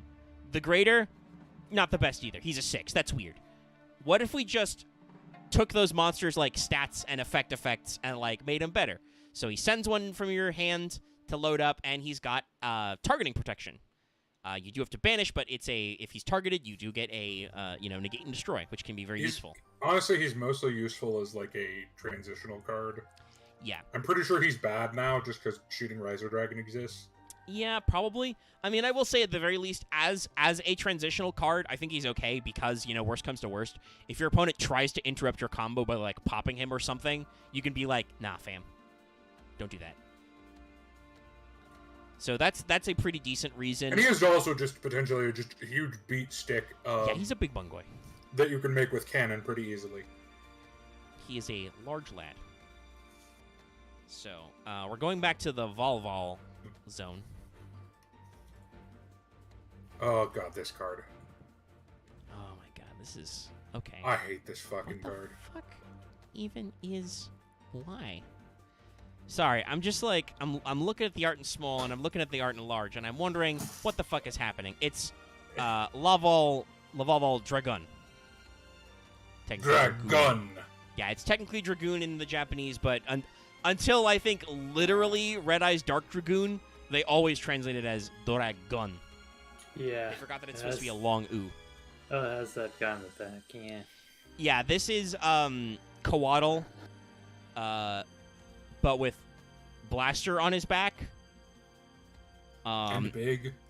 Yeah, I mean, this is literally just a Gusto, right? But for Lavals. Like, there's a guy on his back, and he's big now. I think its head looks less terrifying now that it's like very clearly like a big weird crest. And it's got like smaller eye slits, I guess, but it's still kind of weird. Anyway, he's just a big pterodactyl boy. Is there anything to say about that?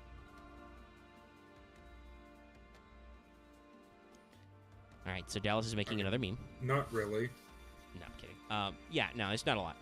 So, I just hate this card. Dragon is a level 6 Dragon Synchro. He is 2,500 attack, 1,200 defense, 1 tuner plus 1 of our non-tuner fire monsters. Once per turn, you can add 1 lava monster from your deck to your hand, and then send 1 lava monster from your hand to your graveyard, so he lets you search and then send. It is okay. From what Dallas has told me, I would say it seems like the 6s are not the pro way to go with this deck. I mean, if you're running pure, I don't know necessarily. I mean, if you're running pure, you better. don't have many options in the extra. Yeah. But It's definitely not the most ideal synchro I think we've seen.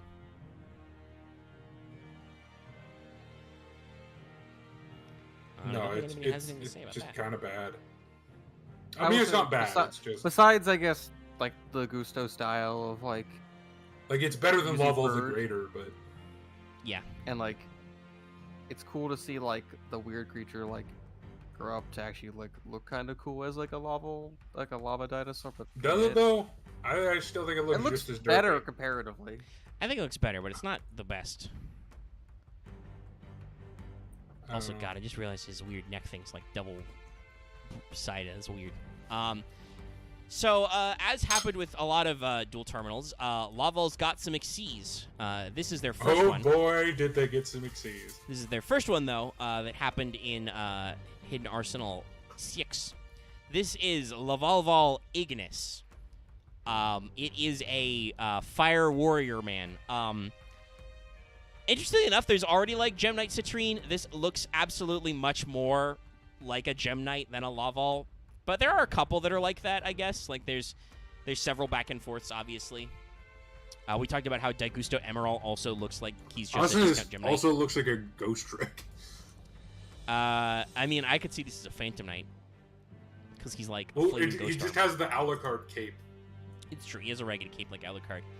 I think, actually, based on, like, his sword and his design and his weird round head, I'm gonna guess this is probably supposed to be, like, Prominence Swordman. Man-sword Prominence. In a suit of armor. Actually, it's Gem Knight Obsidian with level Lakeside Lady. Okay, sure. All right, that's how that works. Yeah, I apparently. mean, I think those guys are both 3, so I guess that makes sense. This is a rank 3. Sometimes this lore don't make no sense, though. Yeah. So, yeah. I mean, I don't think there's a hell of a lot to say about Ignis. I think his armor is okay.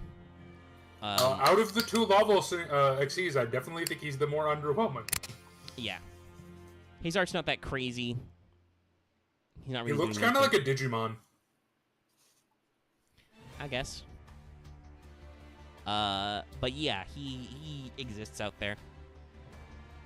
So, stat-wise, this is a rank 3. This is a Warrior Xyz.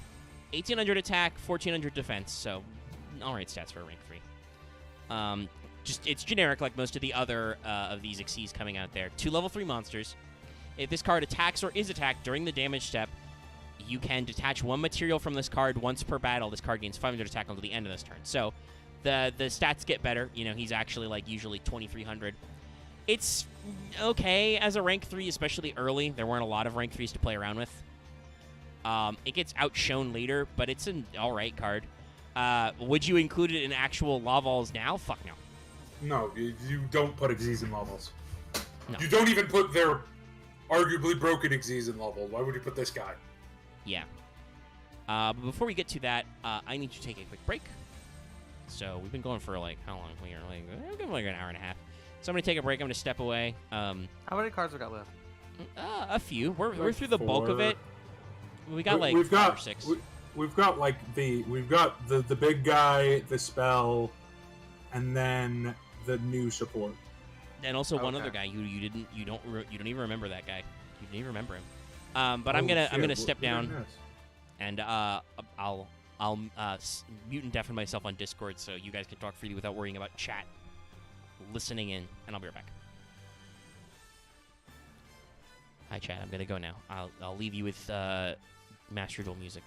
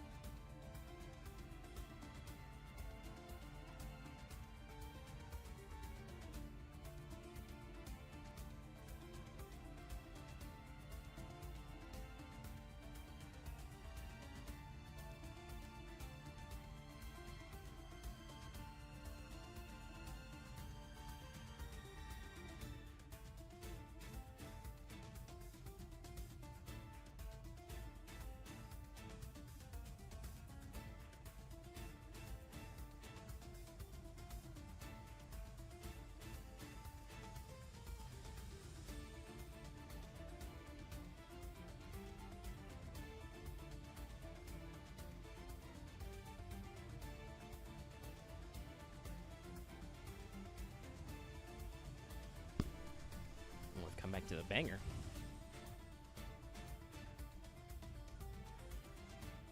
Okay, I'm back.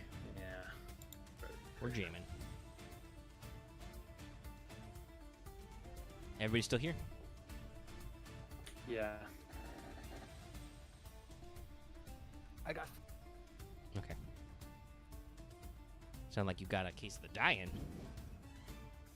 No, I just had to like There you go. sit Okay. into the chair. Which Vesper is apparently still dead. All right. Well, we can still continue working because I don't want to vamp for too long. I want to keep people entertained. Behold, Laval Flogus. Oh, right, this guy, the one who looks like beans. Yeah, this is the one that survived after the other This ones guy? decided to try and. the lava lumberjack. This guy. Yeah, he apparently came out from the lava carrying lumber, just like. Hey guys, what about me? And because the other levels were tricked by the Gishki to be their power source. Weird. Like geothermal energy, I guess. Yeah. Yeah, I have questions. One, Dallas is right. This man looks like he's made of baked beans. Also, what's going on with his face? In that he doesn't have a face. He's a Jawa. This one is just the cutest, silliest one. Bean Jawa. Yeah. I mean, I don't know why we would cut down the. It does seem like the wood is eternally burning, so maybe it doesn't mind. I don't know why he has a meat cleaver though. We've seen Laval Literal Warrior has an firewood. axe. It's well, technically, it makes you think it's more of a, like, it's a handsaw, kind of. I know stuff like that. I don't know the exact name of it. It's kind of like saw, but it's more of like. I mean, it could be, but it's got a straight, well, not quite straight. It's slightly bent, but it's got what looks like a flat edge blade. Normally, for sawing motion, you teeth them. No, but I'm more about like the hand chopper kind of thing. But, like I've seen it for like old style like lumberjacking and like I don't remember exactly where, but I've seen it. I mean, it's kind of basically a style machete, before. but this like looks way too much like a weird lava meat cleaver. Like I feel like we could have like done this design a little different. Also, hold on, wait a minute. Does he have the... He does. This motherfucker has the brand on a giant stamp on the back of the handle, doesn't he? God damn it. We can't tell what... I mean, all of the Laval metalwork has that, you know? Well, I don't... this thing... Is it metal? I don't know. It's like... It's lava. It's on fire. I mean, Lots of stuff's on fire. I mean, it could be wood. Apparently, the wood can burn and be fine, because otherwise there's a problem with your firewood. This is weird. This guy's weird. He just looks like beans. That's all I can think of. Yeah, this is a weird guy. Even his name is weird. I assume it's also intended. In Japanese, his name is Ravaru Furogisu. So, phlogus, as in phlogiston, was a theory of, like, why matter combusts back when science wasn't as good about stuff and things. You may have also so heard like it as miasma theory, but combustion. Yeah, basically. The phlogiston theory is from, like, the 1600s, and it's basically, like, there's a fire-like element in combustible bodies that is released when you combust, which is why things burn, but that is not how I'll be honest, I've been binging history YouTube lately. God, history is fucking weird. Indeed it is. You may also know that from, like, D&D Spelljammer, where their weird ether equivalent is phlogiston for some reason. Oh wait, hey Omega, can I out myself as it's thoroughly embarrassed on air? Sure. So I figured out this week that the Byzantine Empire and the Roman Empire are kind of the same thing. Wow. I genuinely did not know that until, like... American educational system at work. I mean, Look, I never thought about it either because I'll be very honest. I think the year we did Rome was like my first year of high school, and I just did not give a shit about anything. Yeah, I think first time I ever heard anything about Roman history was through Asian Empire. Also, do remember, I'm not Christian, so I didn't get any of the, like, crusade. I didn't know anything about the crusade. I mean, I don't know. I didn't get a lot of that either, but I was a big Rome guy as a kid. I have my copy of Legionnaire and stuff. So. I mean, I was, once again, Omar, our paths diverged. I am the China guy. I can tell you about various emperors who no one else fucking knows. I would also say, to be fair, not quite as bad as like the different Chinese periods, but Rome is also not as bad as Egypt. That's another clusterfuck of, like, dynastic life and intermediate periods. But, like, Rome's still, like, huge and long. Like, well, no, China's very interesting. Sorry to derail a bit, but it's like there'll be periods of, like, hundreds of years under one dynasty, and then, like, 50 different dynasties in, like, 100 years, and then another period of, like, the Ming Dynasty, which will be another 100 years. Like, it's... Yeah, Egypt is very similar. There's, like, the Egyptian history is like 2,000 or 3,000 years long, and that's before we get to Ptolemaic Egypt and the Ptolemies and Cleopatras and shit, and then they're absorbed into Rome. But there's, like, the Old Kingdom, the Middle Kingdom, and the New Kingdom, and then there's intermediate periods in between, and it's just like sometimes you get, I don't remember what dynasty is part of it, sometimes you get Ramses the Great, Ramses II, and then, like, 9 more Ramses after him because he just had so much shit together that they managed to coast for a good long time. And then you get some weird shit like fucking Akhenaten being like, you know what? No, actually, I've decided the priesthood sucks. We're going to worship the sun disk. I'm going to take the entire capital, move it to a city in the middle of nowhere, which I'm going to name after my new god, the sun disk. There's only one god, by the way. It's the sun disk. And we're going to move everything. And then he died. And then his son, which was Tutankhamun, originally Tutankhaten, but he changed his name for political reasons, was like, all right, I will restore the priesthood of Amun. We're going back. Everything's fine. I'm going to unfuck everything my father did. Bye. And then he died. His reign was very short, but he's got a very complete tomb, so we think he's cool. Anyway. No, China's just, literally, it's like you have the Qin dynasty, and then the 6 dynasties, or no, it's the Qin, then Han, for like a month. No, not a month, never mind, 200 years. But, and then the 6 dynasties period, of which there were 6 different dynasties in 40 years. And then another 400 years, and then that's a 5 dynasties period. It reminds me of the, like, I think, was it in Rome called the Year of 4 Emperors? Rome's got some other stuff like that, but Rome's been around a long-ass time, too, is because there's the distinct periods. And yes, I am working on the next card now. But it's got those distinct periods of, like, there was the Roman, monarchy, the Roman kingdom, And then there was the Roman Republic, which was purely senatorial based. They decided kings were not cool. They got rid of them. And then there was the imperial phase after Julius Caesar was like, yes, I am not a king, but also, fuck you. I am a dictator for life. I am now the head of your entire government, but I am not a king. I am now just... I mean, and No, to be it's fair, literally though, dictator. the corruption was running rampant in the Roman Senate anyway. Wasn't it dictator for, like, literally dictator for Yes, life? because And, with the dictator different- was a yeah. position in the Roman Senate Yeah. where you were basically It like... does not have necessarily the same Yeah. connotation. I mean, Because of personal history, it philosophy, does. regardless. Personal philosophy, irregardless, because I mean, I still think it's as bad, but then again, it's just a monarchy. But it's an elected regardless. It doesn't necessarily mean taken by force because it was freely given. The position of dictator was when the Senate was like, oh shit, we need a dude to be in charge of stuff in emergencies. Someone to tell us to stop being dumb and stop doing bullshit. Yeah, And it was then- literally, and we then need, they we would need a step guy who down. yells. And then they would step down willingly Yes. after 2 years, and Caesar was just like, "Now that's dumb." Yeah, I'm not gonna step Caesar. back 'cause I all mean, you guys are Caesar stupid. was a huge political guy, and he like served his course as like tribune and dictator and all that other stuff. And then the Senate was like, "All right, Caesar, you're too politically powerful and too cool and too handsome. We're gonna send you to go fight and die in Gallia and Britannia." And he was like, "Cool." And then he was out there for like and then 10 he years, came and then back. he came back with And then his he- legions and was like, "All right, y'all, I want to go home to Rome." And Rome was like, "No."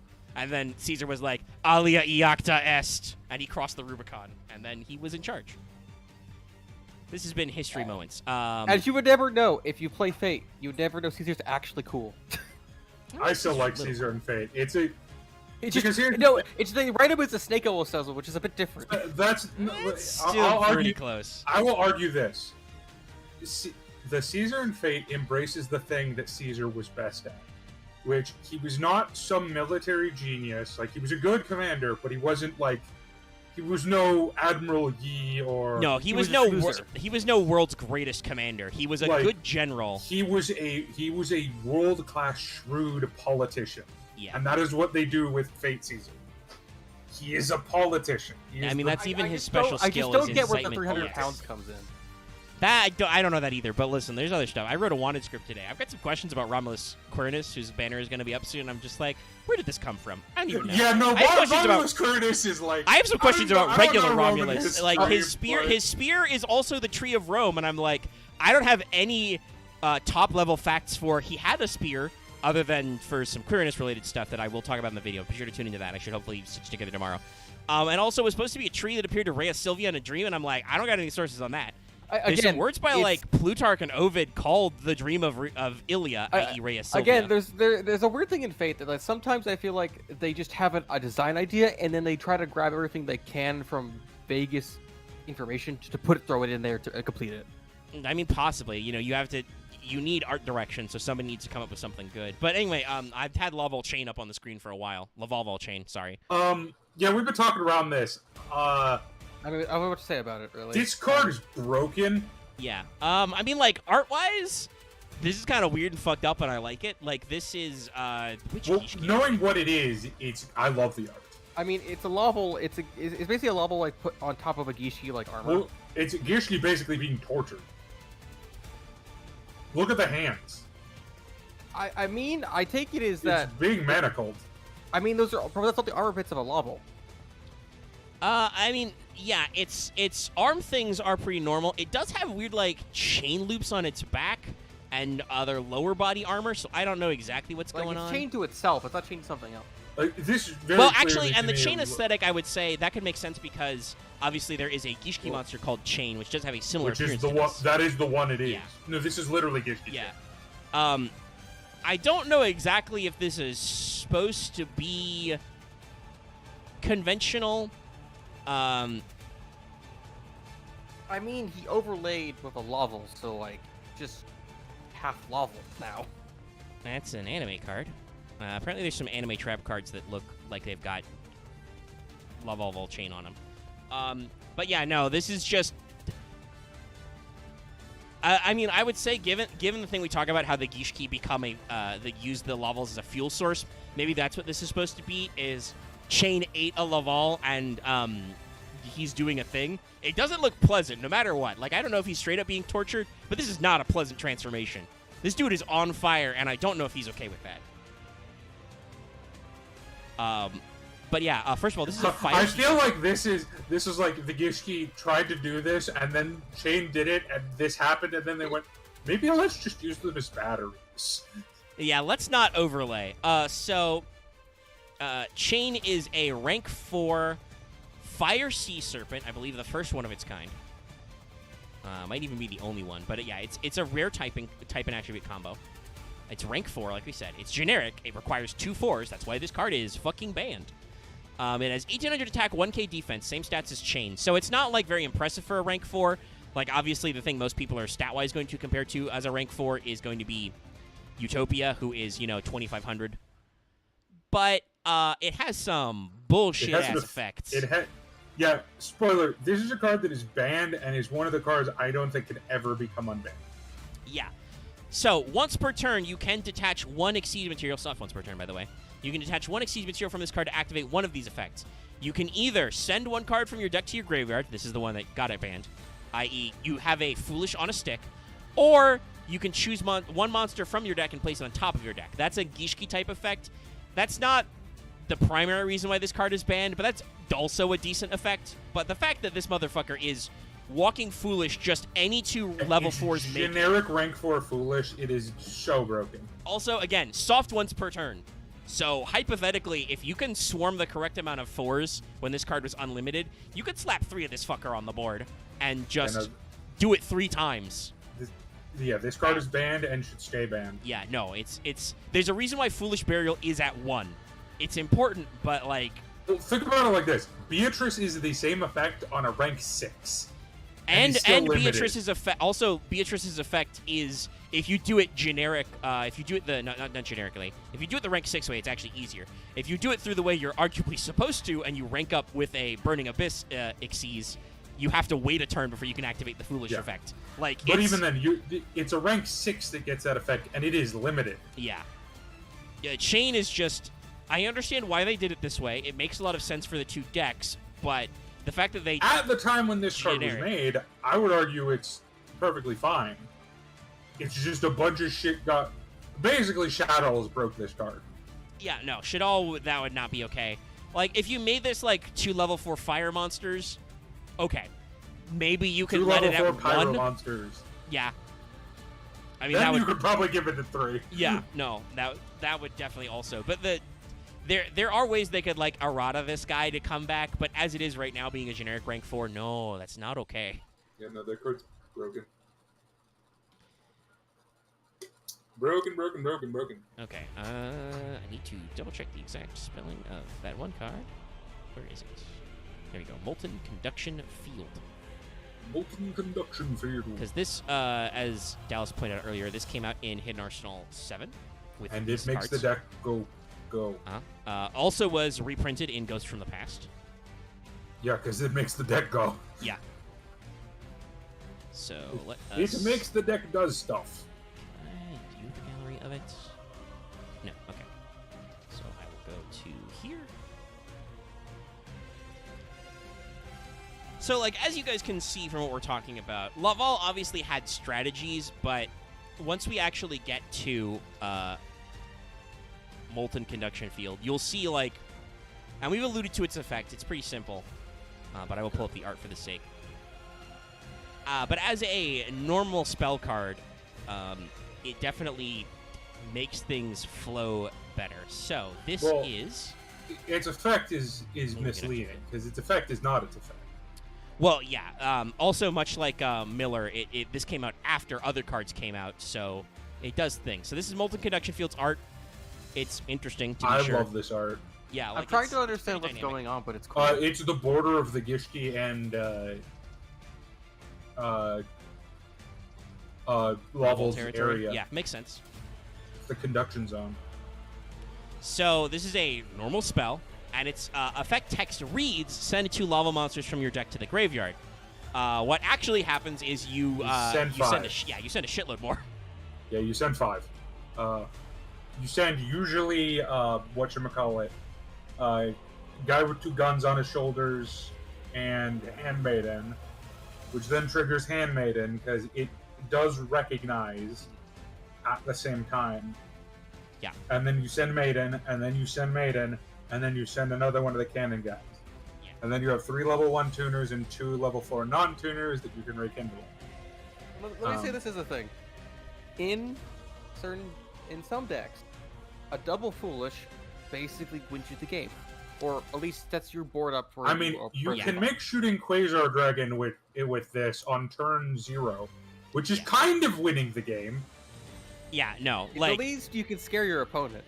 and just because it's archetype locked doesn't mean that it's bad, because their generic extra deck cards exist, so you can absolutely use all of the gas this game. You can go into Access Code Talker with this pretty easily, because, spoiler, Rekindling, you can go into that easy. Go into 4-out Appaloosa pretty easily.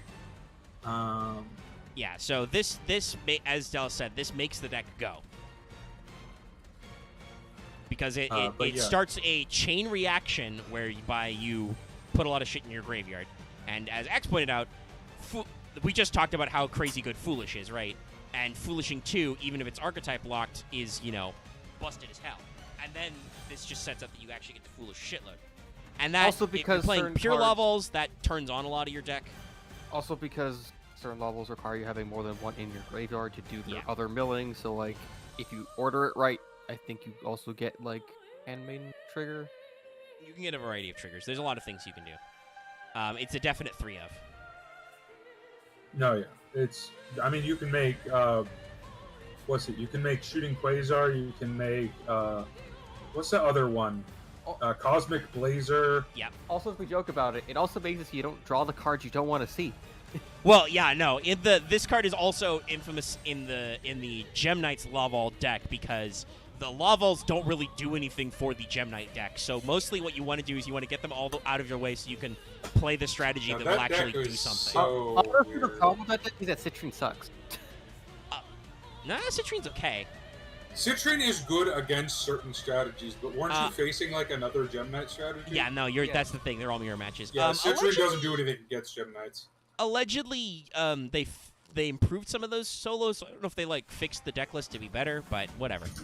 Or you can fix your opponent's deck list to be worse. That would be ideal. That's most of my complaints about some of those solo dual gates, is just that they'd be fine if the opponent was also playing schlock, but Yeah, that's the thing. That's what I feel about the decks. That's what I feel about most, with one glaring fuckhole exception.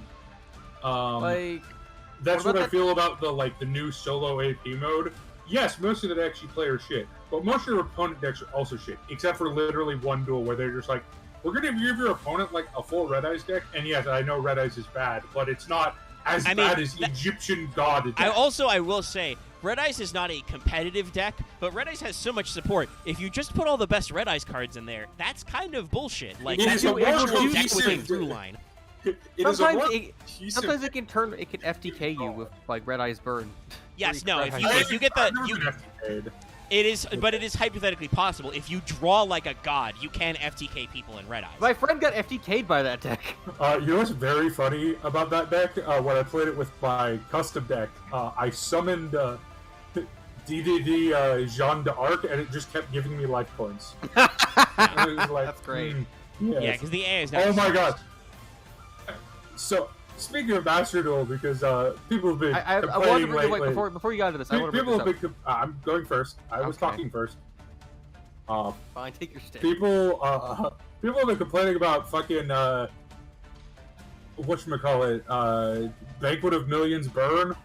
Man, it is nothing more satisfying than just playing DDD against that deck and just going, I summon Jeanne d'Arc. You lose. And I got a scoop. Yeah, it's- Vesper, I see You you are unmuted defeated. yourself. Or do you exist again? Maybe.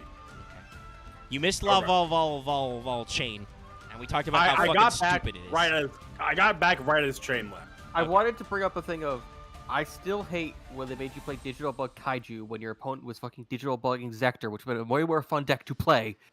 Yeah. Yeah, no, this some of the solo I ones wish are you could flip I them. wanted to play Digital Bug Zector because that actually would be cool. I wish you could flip the script. What was it? There was one deck, I don't remember. Was it was it Dynamist Odd Eyes? Like they even had like a Link monster. There Great. was There one pendulum deck. deck that was I think it hybrid was- with Odd Eyes as the opponent deck, and I was just like, wow, this is somebody's pet deck because they Yeah. just draw perfect every time. Yeah. Somebody handcrafted this AI to kick the shit out of me. Anyway, we're now in the year of our Lord 2020. Obelisk the Tormentor. 2021 actually in the TCG. But yeah, Right, right. this guy was When a is it promo. the year? When is the year of Osiris? And when is the year of Ra? It's somewhere in there. I think it's rotational. Okay. Right now we're in the year of fuck. Dallas, that's implying that we haven't been in that year since 2020. The I year don't know. is 2 This year years. seemed like We I don't know. always say in that. 20. Here's the thing. In 2020, I wasn't expecting to turn on the news every day and going, "Am I gonna die?" though. Sure about that? I mean, it was pretty. It was a little I mean, concerning. it was, right it now. was I- different. It was a well- different kind of death. Okay, my age demographic being was bombed? never very much under threat of COVID-19. I mean, it would have sucked, I mean, but that's not. A all I'm guarantee. saying is I wasn't Could be fearing bad. nuclear Armageddon last year, and now I am. Fair enough. But also, I want to bring up for Archer. I actually like the way it looks. Yeah, so this is Laval Archer. He was brought over to the TCG and Ghost from the Past. Also, probably why they reprinted some. I just noticed don't he has a weird know. tube quiver. Yeah, I he's just got noticed like it. instead of a cannon, he's got like a quiver for his lava. I don't like know his if I lava like arrows. this art. This looks Oh. like an inflation kink gone wrong. Yeah. I don't think so. Also. It's like bulging out. Yeah. I mean, his arms and thighs are big, but they're like segmented around. So I don't know. I don't know what's supposed It to looks be like him and what's it looks in there. like weird rock plating because you can kind of But tell. like he's firing his blood, right? Maybe. I don't Maybe know. It's just magma. I don't really it's know also where the more of magma a- goes. It's also more of a slingshot, not a bow. It's a little weird. Yeah, no, that's It's the like a- other. Also, It's it's, like- puzzle. it's like- slightly. I feels like it's slightly off center, but I think some of that is It's supposed more to like be a perspective. weird. It's like a weird like energy crossbow. Also, What about Omega branding. Yeah, no, he's got branding. He knows what's up. But they sell you that slingshot. Look, this art is like good at first glance, but the more I look at it, the more I hate I it. think I've it's probably got, because remember, this is a modern card. This has probably got the slight modern Konami bug where like we had to add a couple of extra details. Like we can't just give him a bow. We have to be like, what if it was like a weird slingshot thing? I don't know why. What if he was I don't know why they don't firing call blood? it like Laval Slinger instead. I That don't doesn't know. make too much sense.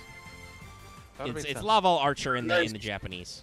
Regardless, I don't like this art. It makes me uncomfortable because it looks like he's shooting his blood. I mean, it's coming out of a barrel though. But it's no, because the thing it's attached to is attached to him.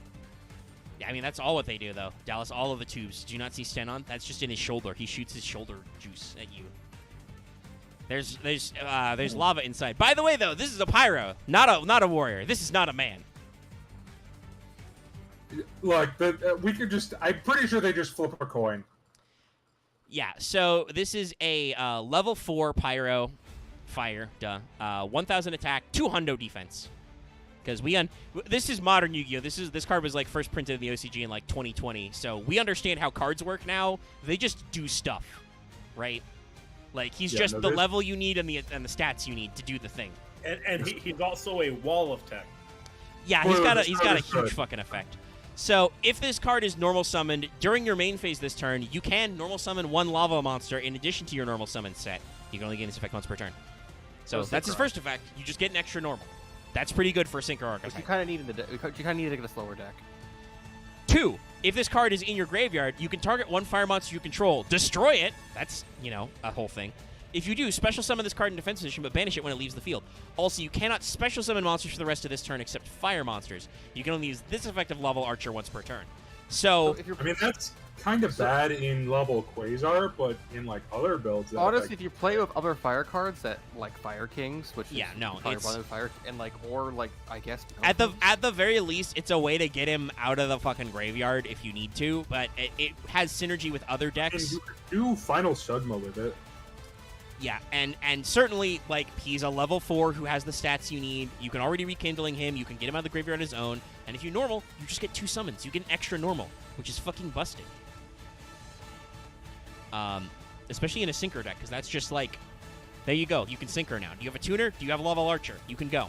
Well, and we mentioned that like it works well with fire creatures, but there are also a handful of weird niche Lavals that like to be blown up, so it kind of works with that. Yeah, it's true. There are a couple of Lavals that do actually like want to be destroyed and sent to graveyard, and their effects don't do that on their own. So, all right. No, it's a good card. Yeah. I mean, its normal summon effect, I think, is definitely the primary effect. What the fuck is this? Okay.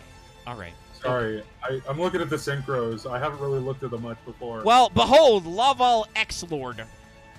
Lavalvo So X-Lord. So the Lord got a second phase. Yeah. It's Now literally... Now he's like a Dark Souls final boss. Also, by the way, I wanna point out how this name works in Japanese. Vesper mentioned earlier that Judgment Lord was Laval Lord already. So this is Ravaru Baru Exurodo. So yeah, it's Laval X Lord. Like he's not Laval Lord. They split it up again. But yeah, it's weird. It's weird. It's so weird. It looks like an Archfiend card, and I don't like it. I mean, it's basically you're like the weird bro, like you're the shattered one, aka like you're like the weird Dark Souls character of the Jedi I mean, Knight. I don't think he has legs. I think he just has a volcano butt. Like how image is like you killed the Lord, he falls into the volcano and then comes up as the giant version of stuff. As Yeah, my no. God, yeah, Vesper mentioned wow. earlier the Dark Souls final boss. That definitely has this aesthetic. Like this is just Judgment Lord, but meaner, angrier. He does like a 7-hit combo you can't Lord, dodge. but he actually means that. Yeah, but the thing is, he's not nearly as scary as Gwyn because he can't come charging at you from 50 miles away. True. As I said, he has no legs.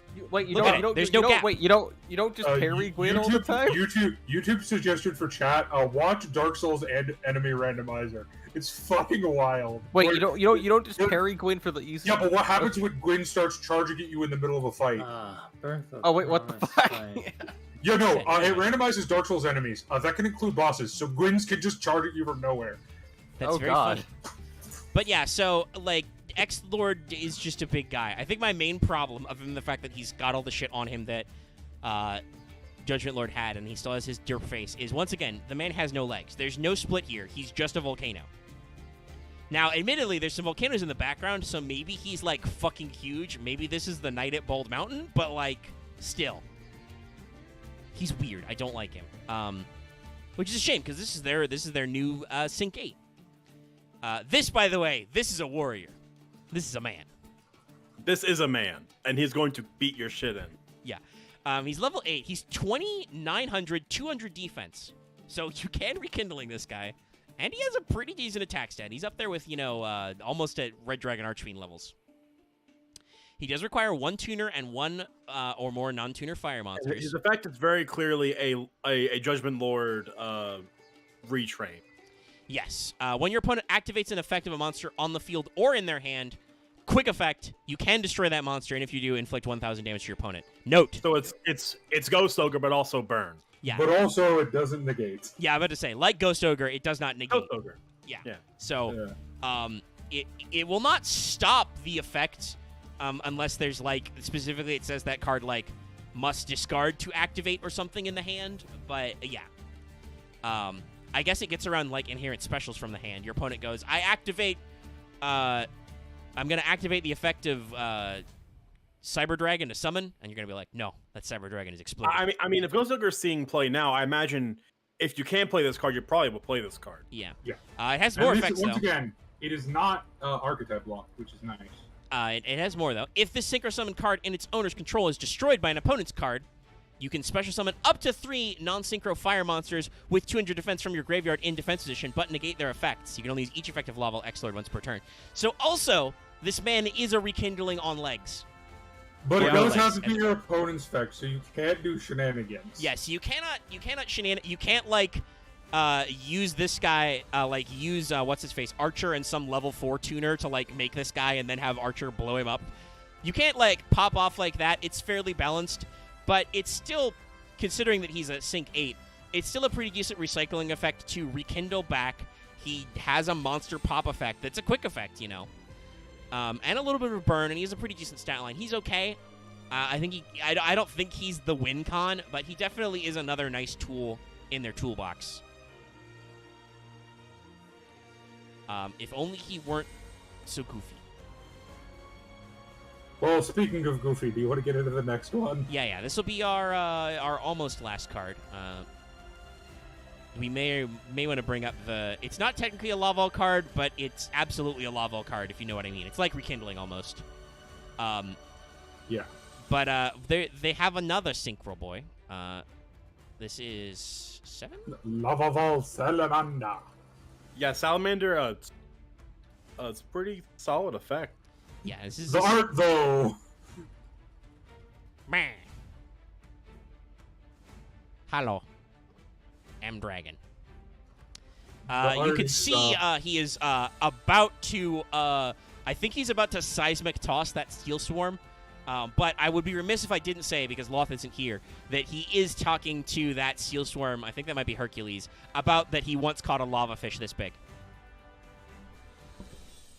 Why does he have such? I was also detailed thinking he was fingers? gonna charge a magma beam, but sure. Why does this? Just think about this. This feels very much like a Vanguard Drain. 2 extra. I think that if he did not have the branding on his chest, he would look way better.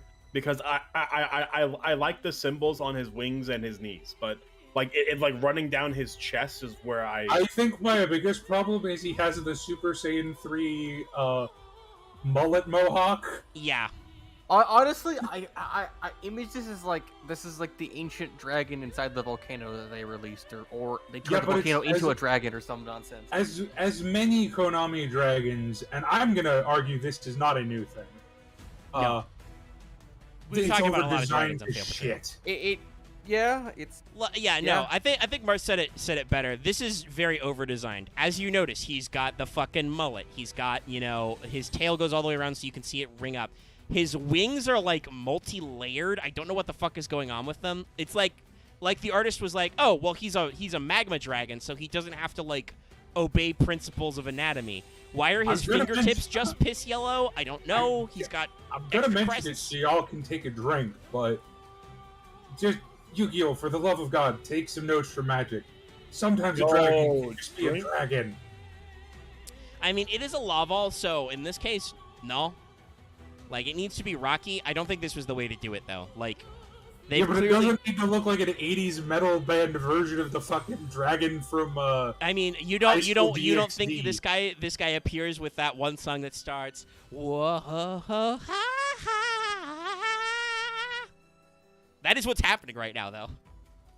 I don't remember what song. I don't know what song you're going for, Omega. I'm not gonna lie. It's just the one with the like '80s scream at the beginning. That's a lot of '80s music. That is not helping me.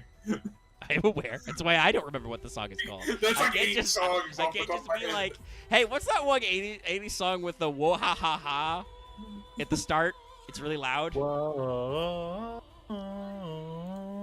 Is it synthed or unsynthed? I don't know. That's just the vocal part is the part I remember. Is it the whoa? Yeah. That. Okay. You know the whoa. It's just the rest of the song. I'm like, I don't know what the rest of that is. Anyway, Laval Salamander. I don't know why. By the way, this is a big salamander. This salamander is bigger than a dragon and a dragon. But is it Salamandra? No. Okay. Salamander. Though, I mean, in Japanese, it's Salamander. With a long ah. This is a level 7 fire dragon synchro. It has 2,600 attack, 200 defense. So this card can beat up Stardust. Kindling target. And beat up Black Rose. Not that you'd ever leave Black Rose on the board. And can beat up Iron Chain Dragon. It's a pretty big dragon is what I'm saying. It's 1 tuner plus 1 of our non-tuner fire monsters. If this card is synchro summoned, you can draw 2. And then we stop right there. No, there's more to that. Then if you have a fire monster in your hand, you send 2 cards from your hand to your graveyard. Otherwise, you reveal your entire hand, shuffle it into the deck. You can only use this effect once per turn. Once per turn, you can banish 1 fire monster from your graveyard, change face-up monsters your opponent controls up to the number of lava monsters you control to face-down defense position. So, yeah, no, this is an effect. Presumably, you use this like a lure. You don't blind Salamander. You You would not blind Salamander. That would be a bad. Yes. Arguably, this is worse than Allure, because Allure just yeets your hand into the graveyard if you fuck it up, right? No, doesn't it banish it? No, you banish for cost. If you fail to find, you have to discard your entire hand. Yeah. So that's way worse. This is just no. Put those cards back in the deck, which is bad. It's very bad. But it's still like if you have a fire monster, then it's Graceful Charity. I mean, not quite because you draw 2, send 2, but like it's stupid. It might as well be Graceful Charity for how Laval effects happen when they hit grave. No, is potent. And then also you can banish a fire monster from your graveyard to basically Book of Eclipse your opponent. What's that? You have monsters in face-up attack mode? No, you don't. It's a supercut of woes. But yeah, so Salamander's pretty good. This guy came out in... Yeah, this was first printed in Ghost from the Past, so this is part of that legacy support blob. It's interesting to see Laval's getting remembered.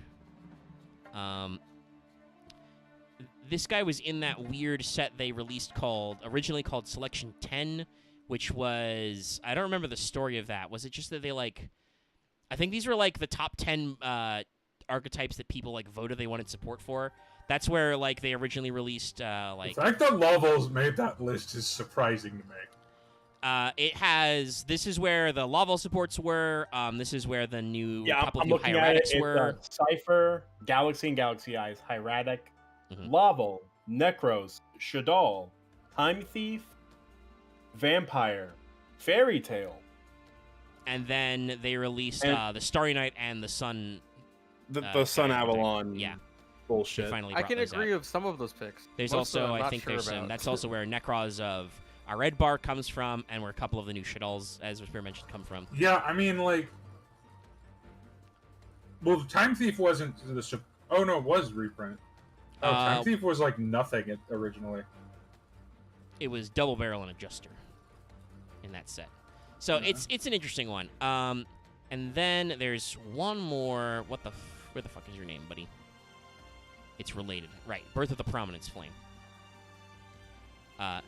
Which in Japanese is, again, I don't know how they managed to, in 4 characters, communicate this, but the name of this card, which I will dig up the card art for, if I can, probably it was in Lightning Overdrive, so maybe it's in Master Duel? I'll see if I can find it. Birth of the Prominence Flame. Yeah, it's in Master Duel, okay. Yeah, Birth of the Prominence Flame. So this is the last card we'll be talking about, at least at Laval's tonight, and it's one of those, like, tell me this is a Laval card without calling it a Laval card. First of all, I'm pretty sure that's Judgment Lord becoming X-Lord, pretty sure. Probably. It looks it has the silhouette of It's probably what Judgment This Lord is was. this is the card showing the phase transition. Yeah, and in Japanese, its name is Enyu Bakutan. It's 4 characters, which translates literally as Explosive Birth of the Flame Champion. What the fuck, Japanese? Why can you say that sentence in 4 characters? That's kind of cool, but also very fucky. Yeah, so in English, they translate it as Birth of the Prominence Flame. Its effect reads... the fun stuff with kanji is that a single kanji can explain a concept. Yeah. Basically. And that's why sometimes Yu-Gi-Oh names are weird, if you're wondering. Like, honestly, I think sometimes if the name is in English, I think the TCG has an easier time because they can actually, like, they don't have to spell the extra vowels and stuff and can actually compact that down. That is why sometimes anime names are awesome, though. Because I believe that is literally why it's called Erupting Burning Finger. Probably. It's a very similar thing. So, this is a normal spell card. It reads, target 2 fire monsters, 1 tuner and 1 non-tuner, with 200 defense in your graveyard. Banish both monsters, and if you do, special summon 1 fire synchro monster from your extra deck whose levels equal the total levels of those monsters. You can only activate 1 Birth of the Prominence Flame per turn. Hey, yeah, so this is just like, instead of even bothering rekindling to synchro, what if you just synchroed from the graveyard?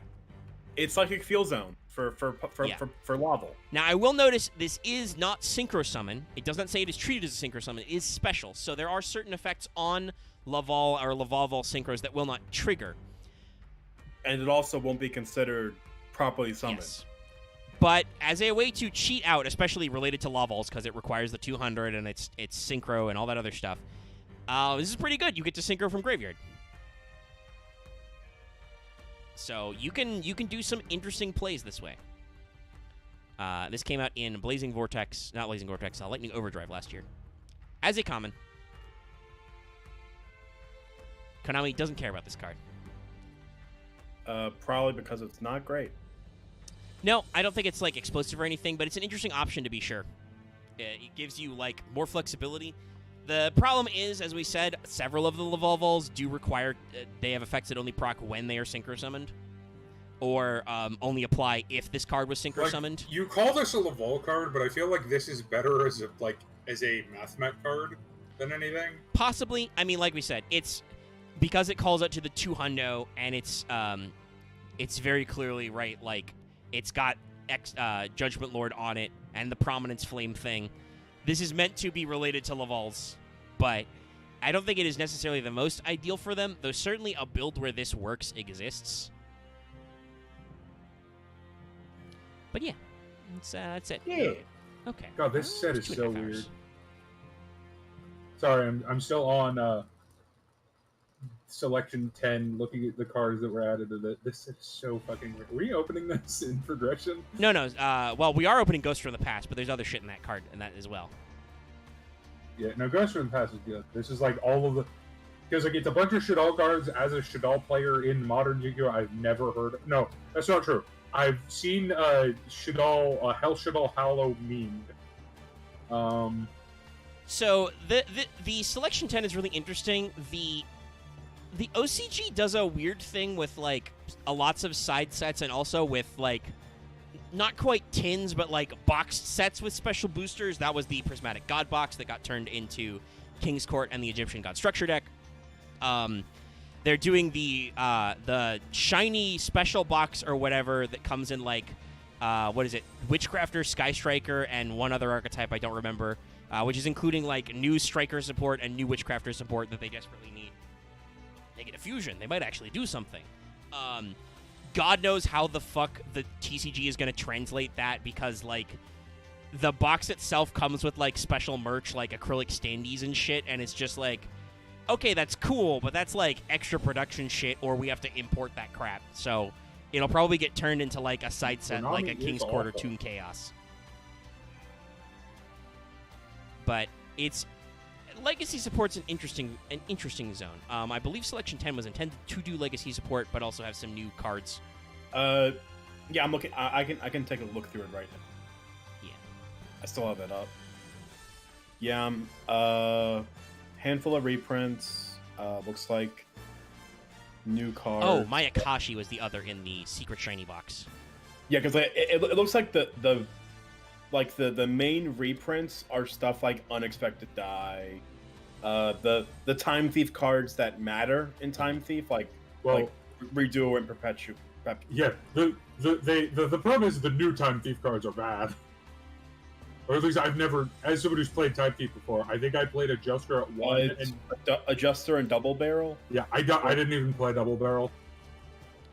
I believe you do play Double Barrel, but not like as a primary. It's an option you have. I mean, like, it's just so niche that it's like, why? I mean, the main problem with this card is that I don't see a way to attach cards to it naturally unless you have to do other things to it. It's the Time Thief spell traps, but yeah. The problem is you could attach it to Double Barrel or just attach it to a Redoer, which is better. Yeah. Like, that's the problem, is like Redoer is right there and not limited. Like, would you rather get draw one or what the fuck's Double Barrel's trap effect? I can't remember. But yeah, the secret shiny box has got some interesting cards in it, like Sky Striker Mobilized Linkage, which is just you make an ace. That's got Strategic Striker Hamp, that weird big boy in Sky Striker, who looks like a Metal Gear Rising boss. The Link 3 Mayakashi and Witchcrafter get a fusion spell and a fusion monster, so they can actually do stuff. And then it's all just reprints, because, you know, Sky Strikers are in a bad place, I guess. I mean, they're still topping, but I'm joking. That's why I'm saying it. It's like I don't feel like. I guess it's Japan, and they're doing a box with like merch, so naturally they're gonna try and sell you Sky Striker shit. They're also producing actual manga of the characters. Yeah, I get the idea that like Ray and Rose are like popular in Japan, marketably for reasons. I mean, they're basically the Yuga versions of like Nanaha and Fate, as in the character. Not. But yeah, and they. I don't think they've been picked up. Reprints. No, it did. You over-explained your reference again. You don't need to do that. There's some more Mayakashis though, and then there's Witchcrafters, which don't need it.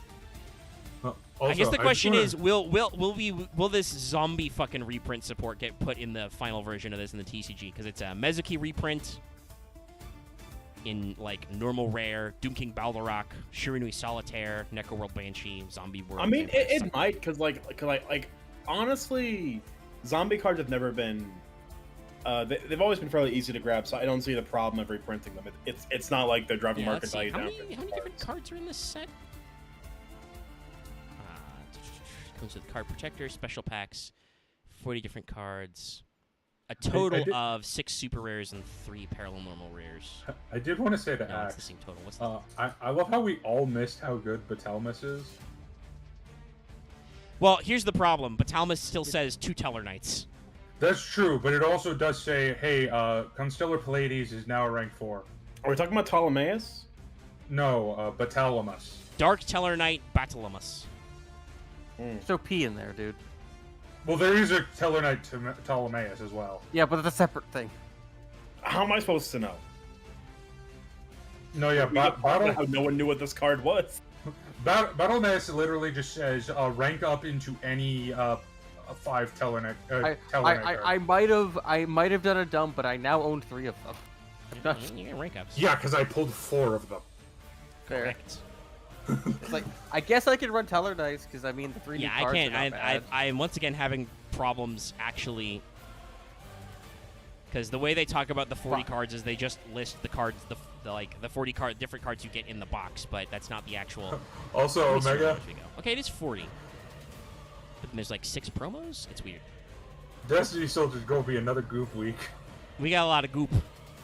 I think it's because right now, the Yu-Gi-Oh! TCG, we're talking about progression. We can vamp about that a little bit. We've got the bracket decided. This week, our core set, because it actually did have a lot of cards that like are the foundations of some archetypes and shit. We opened 24 boxes of Dragons of Legend Unleashed. Dragons of Legend Unleashed is not a good set. The problem with that being a core set is that unless you're playing the archetypes from that set, literally nothing changes about your deck except for exactly Wiretap. Yes, it had a couple of good reprints. That's not true. It also has Numeron Dragon. I think I probably could have compacted it in with another set in a week. The problem is that there's a lot of card bank cards coming out that I wanted to split up because there's a lot of structure decks hitting that this time. We would have melted basically. It was a matter of do we just do this with something else because like if people don't care about the archetypes in the set, nothing changes and then they just play the same deck again. Yeah. Or do I split this up because there's like 50 card bank cards? Instead, I think everyone has just independently decided to play silly shit. Probably. Like, yeah. It's probably just gonna be so a bit of a meme to me. In basically there's so many decks coming out right now that I see why I didn't split it, because there was a Performa Pal structure deck or starter deck, which is basically the emergence of Pepe, kind of right, like a second coming of Pepe. Yes, that was the week I assigned to Shining Victories. Then there was Dark Illusion, which included the Mega Pack, and then also some DDD promos and the Dragon Lord structure deck, several of which those cards are actually good. And then there was the first round of the legendary decks So shit like Eternal Soul, Ties of the Brethren, etc. are released in the same week as Dragons of Legend Unleashed. So we went for that one. Then an Invasion Vengeance next week, which some of us have pulled for already. That is several more legendary decks. So that is all the Electromagnet Warrior shit, and also all the A to Z shit, the ABC Dragon stuff. So like, and then Destiny Soldiers there was a DDD structure deck. So like, also, I would have been very sad because if we were not opening a full week of that set, I would never be able to play Abyss Actors. Yes, no, there's also like Dragons of Legend Unleashed. That's where Cyber Angels first came out, and that's where Guardians are. Like, there's good stuff in it. I'm glad we opened it at once. It's gonna be an awkward week because I couldn't schedule it. Unlike week 65, which is there's no card bank that week, so it's just 7 Star Pack Battle Royale, and then it's Raging Tempest and Fusion Enforcers. So that week we're all going to die. We're just gonna open a shitload of boxes and see what happens. But yeah, so Dragons of Legend is going to be goopy. What, you mean you didn't have your deck changed by Dark Sanctuary, the Destiny board field spell? No, I did not, Dallas. I mean, like I'll fully admit I'm playing something funny. Actually, Omega, I actually have an idea for a funny deck. I'm gonna need help someone making it because I'm not sure what cards work yet in it. We can talk about that later. I will tell you later. I'm your I can't first tell round Dallas matchup. because he's my opponent. So. Yeah, I'm your first round matchup. I'm also doing to do something funny. I tested something the other day, so like we're gonna see what happens, and we've got a whole match to like show stuff off. So I don't care. My usual goal with Prague is to win 1 episode in a season. I have done that. I think I'm playing Vanguard with extra deck. I may need to revamp this extra deck. I'll say this: I took 2 decks that are very tournament good, technically at times in history, and forced them together with chicken wire and glue. I mean, it happens. I mean, I surgery don't know works. if it works. I mean, mad science works sometimes. I mean, we saw it happen. Spoilers for last week with the Metal Folks Fire King. It showed up. Yeah. I mean it works. That like works. So I'll just say because I have 6 decks I'm running in my head. This is one. So I built Infernity Elemental Heroes. Ooh. Wow. I don't know about that. I don't either. Like, how does that work? I'll get back to you on that. Like, again, it's like, yeah, we'll like, see. What? It's like, my thing is like, that sounds funny, but like, I would never play because it's like, does it do anything on turn 1 properly? Pretty funnily. Like, is it? What? Is the goal is that you reverse brick and Well, you just because run out you of empty cards? out your hand, obviously, you summon Bubbleman for free. And Bubbleman's a rank 4, or a level 4, so you can go into rank 4s, or also go into Acid. Yeah, so this is the bracket we're planning on. I kept true to my quote unquote threat to have the Dallas and Axe proper rematch. I don't know how much of a proper rematch it'll be. forgot about I mean, it'll be in yeah. match format at least. I'm sure a lot of people have forgotten a lot of things about that night. It was a weird night. It was goofy. Literally, so there was, if you guys didn't notice, I'm sure Marth did because he listened to it, but the joke nobody liked at the end, I cut out. But also, I realized that was at the end of like 2 or 3 minutes of us just being goopy in bans. I cut all that out. I was like, we're done banning cards. There's like 3 minutes of this that don't need to be here. Hard stop. So just why I don't remember is because I remember spending 6 hours fighting the Demon of Hatred. That's most what I remember the last 3 days. Okay. Fighting the Demon of Hatred. You've had some stress, That but card yeah, no, sucks. like it's just. The Sekiro boss. And no, that deck. I did it again. Brain work, no brain. That boss sucks. Yes, Wait, Exodia Quasar? Hold on, what is this? It's the most base. It's the most base deck where you're playing a bunch of shitty vanilla level 1s and 2s, and your win con is tri-white. Hold on, I need to. Your win con what is is this deck tri-white. You're playing cards like Galaxy Serpent, Flamvel Guard, Saki the Dark It's Cloud. like what is Tri-White, this? White Elephant's Bone, Wonder Wand, because the exotic pieces are spellcasters. Oh my god! Wait a minute. I might. Oh my. What Hold the on. fuck is this? I might have a new deck this week. Okay. What? Okay. I might play Exodia Quasar.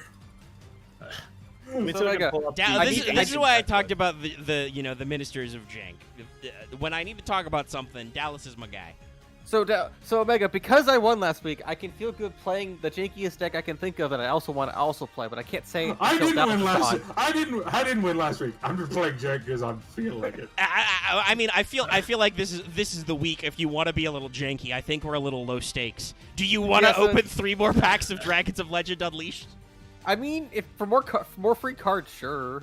I mean, There might, like, if you get like an ultra or something. I or mean, secret, some of those I plants. can probably get more Dark Sanctuaries to give to Dallas. I mean, some of those plant series are. You know, wait, that was a different set. okay. That was really garbage. yeah, that was like 1 or 2. that was Bravos of the Thera, which was like the only ultra I got was Dark Wait, Sanctuary. wait. We haven't banned Metamorphosis yet, have we? No. No, No, because it one hasn't. seems It to have literally yet. hasn't come up. We've been doing this for Oh 60 my weeks. god! Oh god! Is this a legal Metamorphosis target? Oh What? no. I Dallas, don't what do you even have in want mind? to know.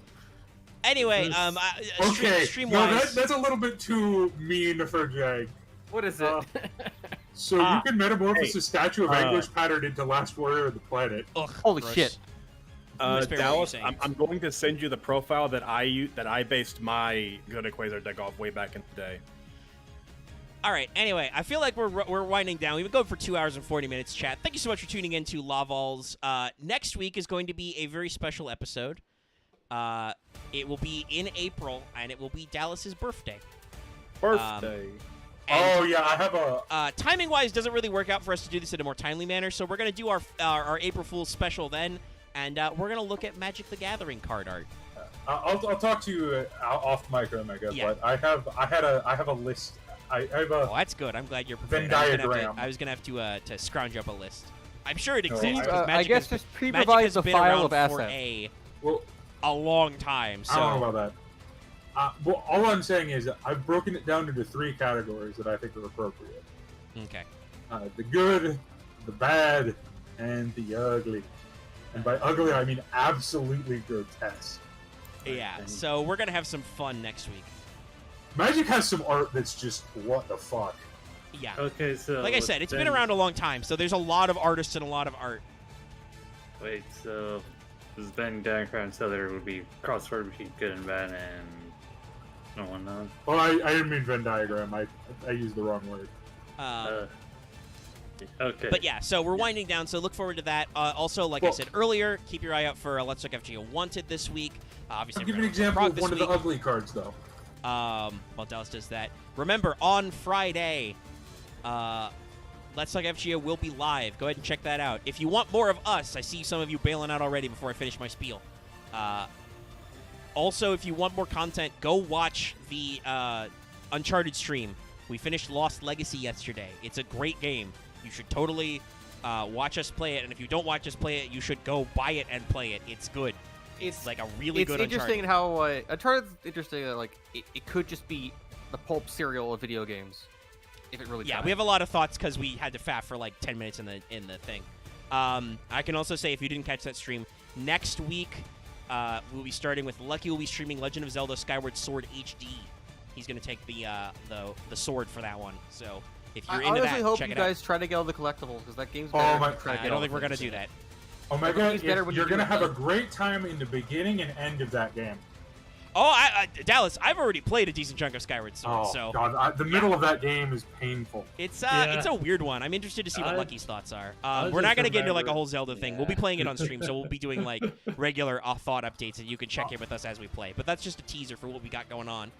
So go ahead and check that out. Yeah, we were talking about Prague. If you want to understand what we're talking about Goop, go back and watch last Prague. The Dank Illusion. Stuff happens. And yeah, I think it's everything. Just a little bit. So if you're watching this video on YouTube, like I said earlier, be sure to give it a like. Feed that algorithm, get us going out there, reward our efforts. We suffered through 2 hours and at least 30 minutes of Yu-Gi-Oh cards, some of which we're suffering.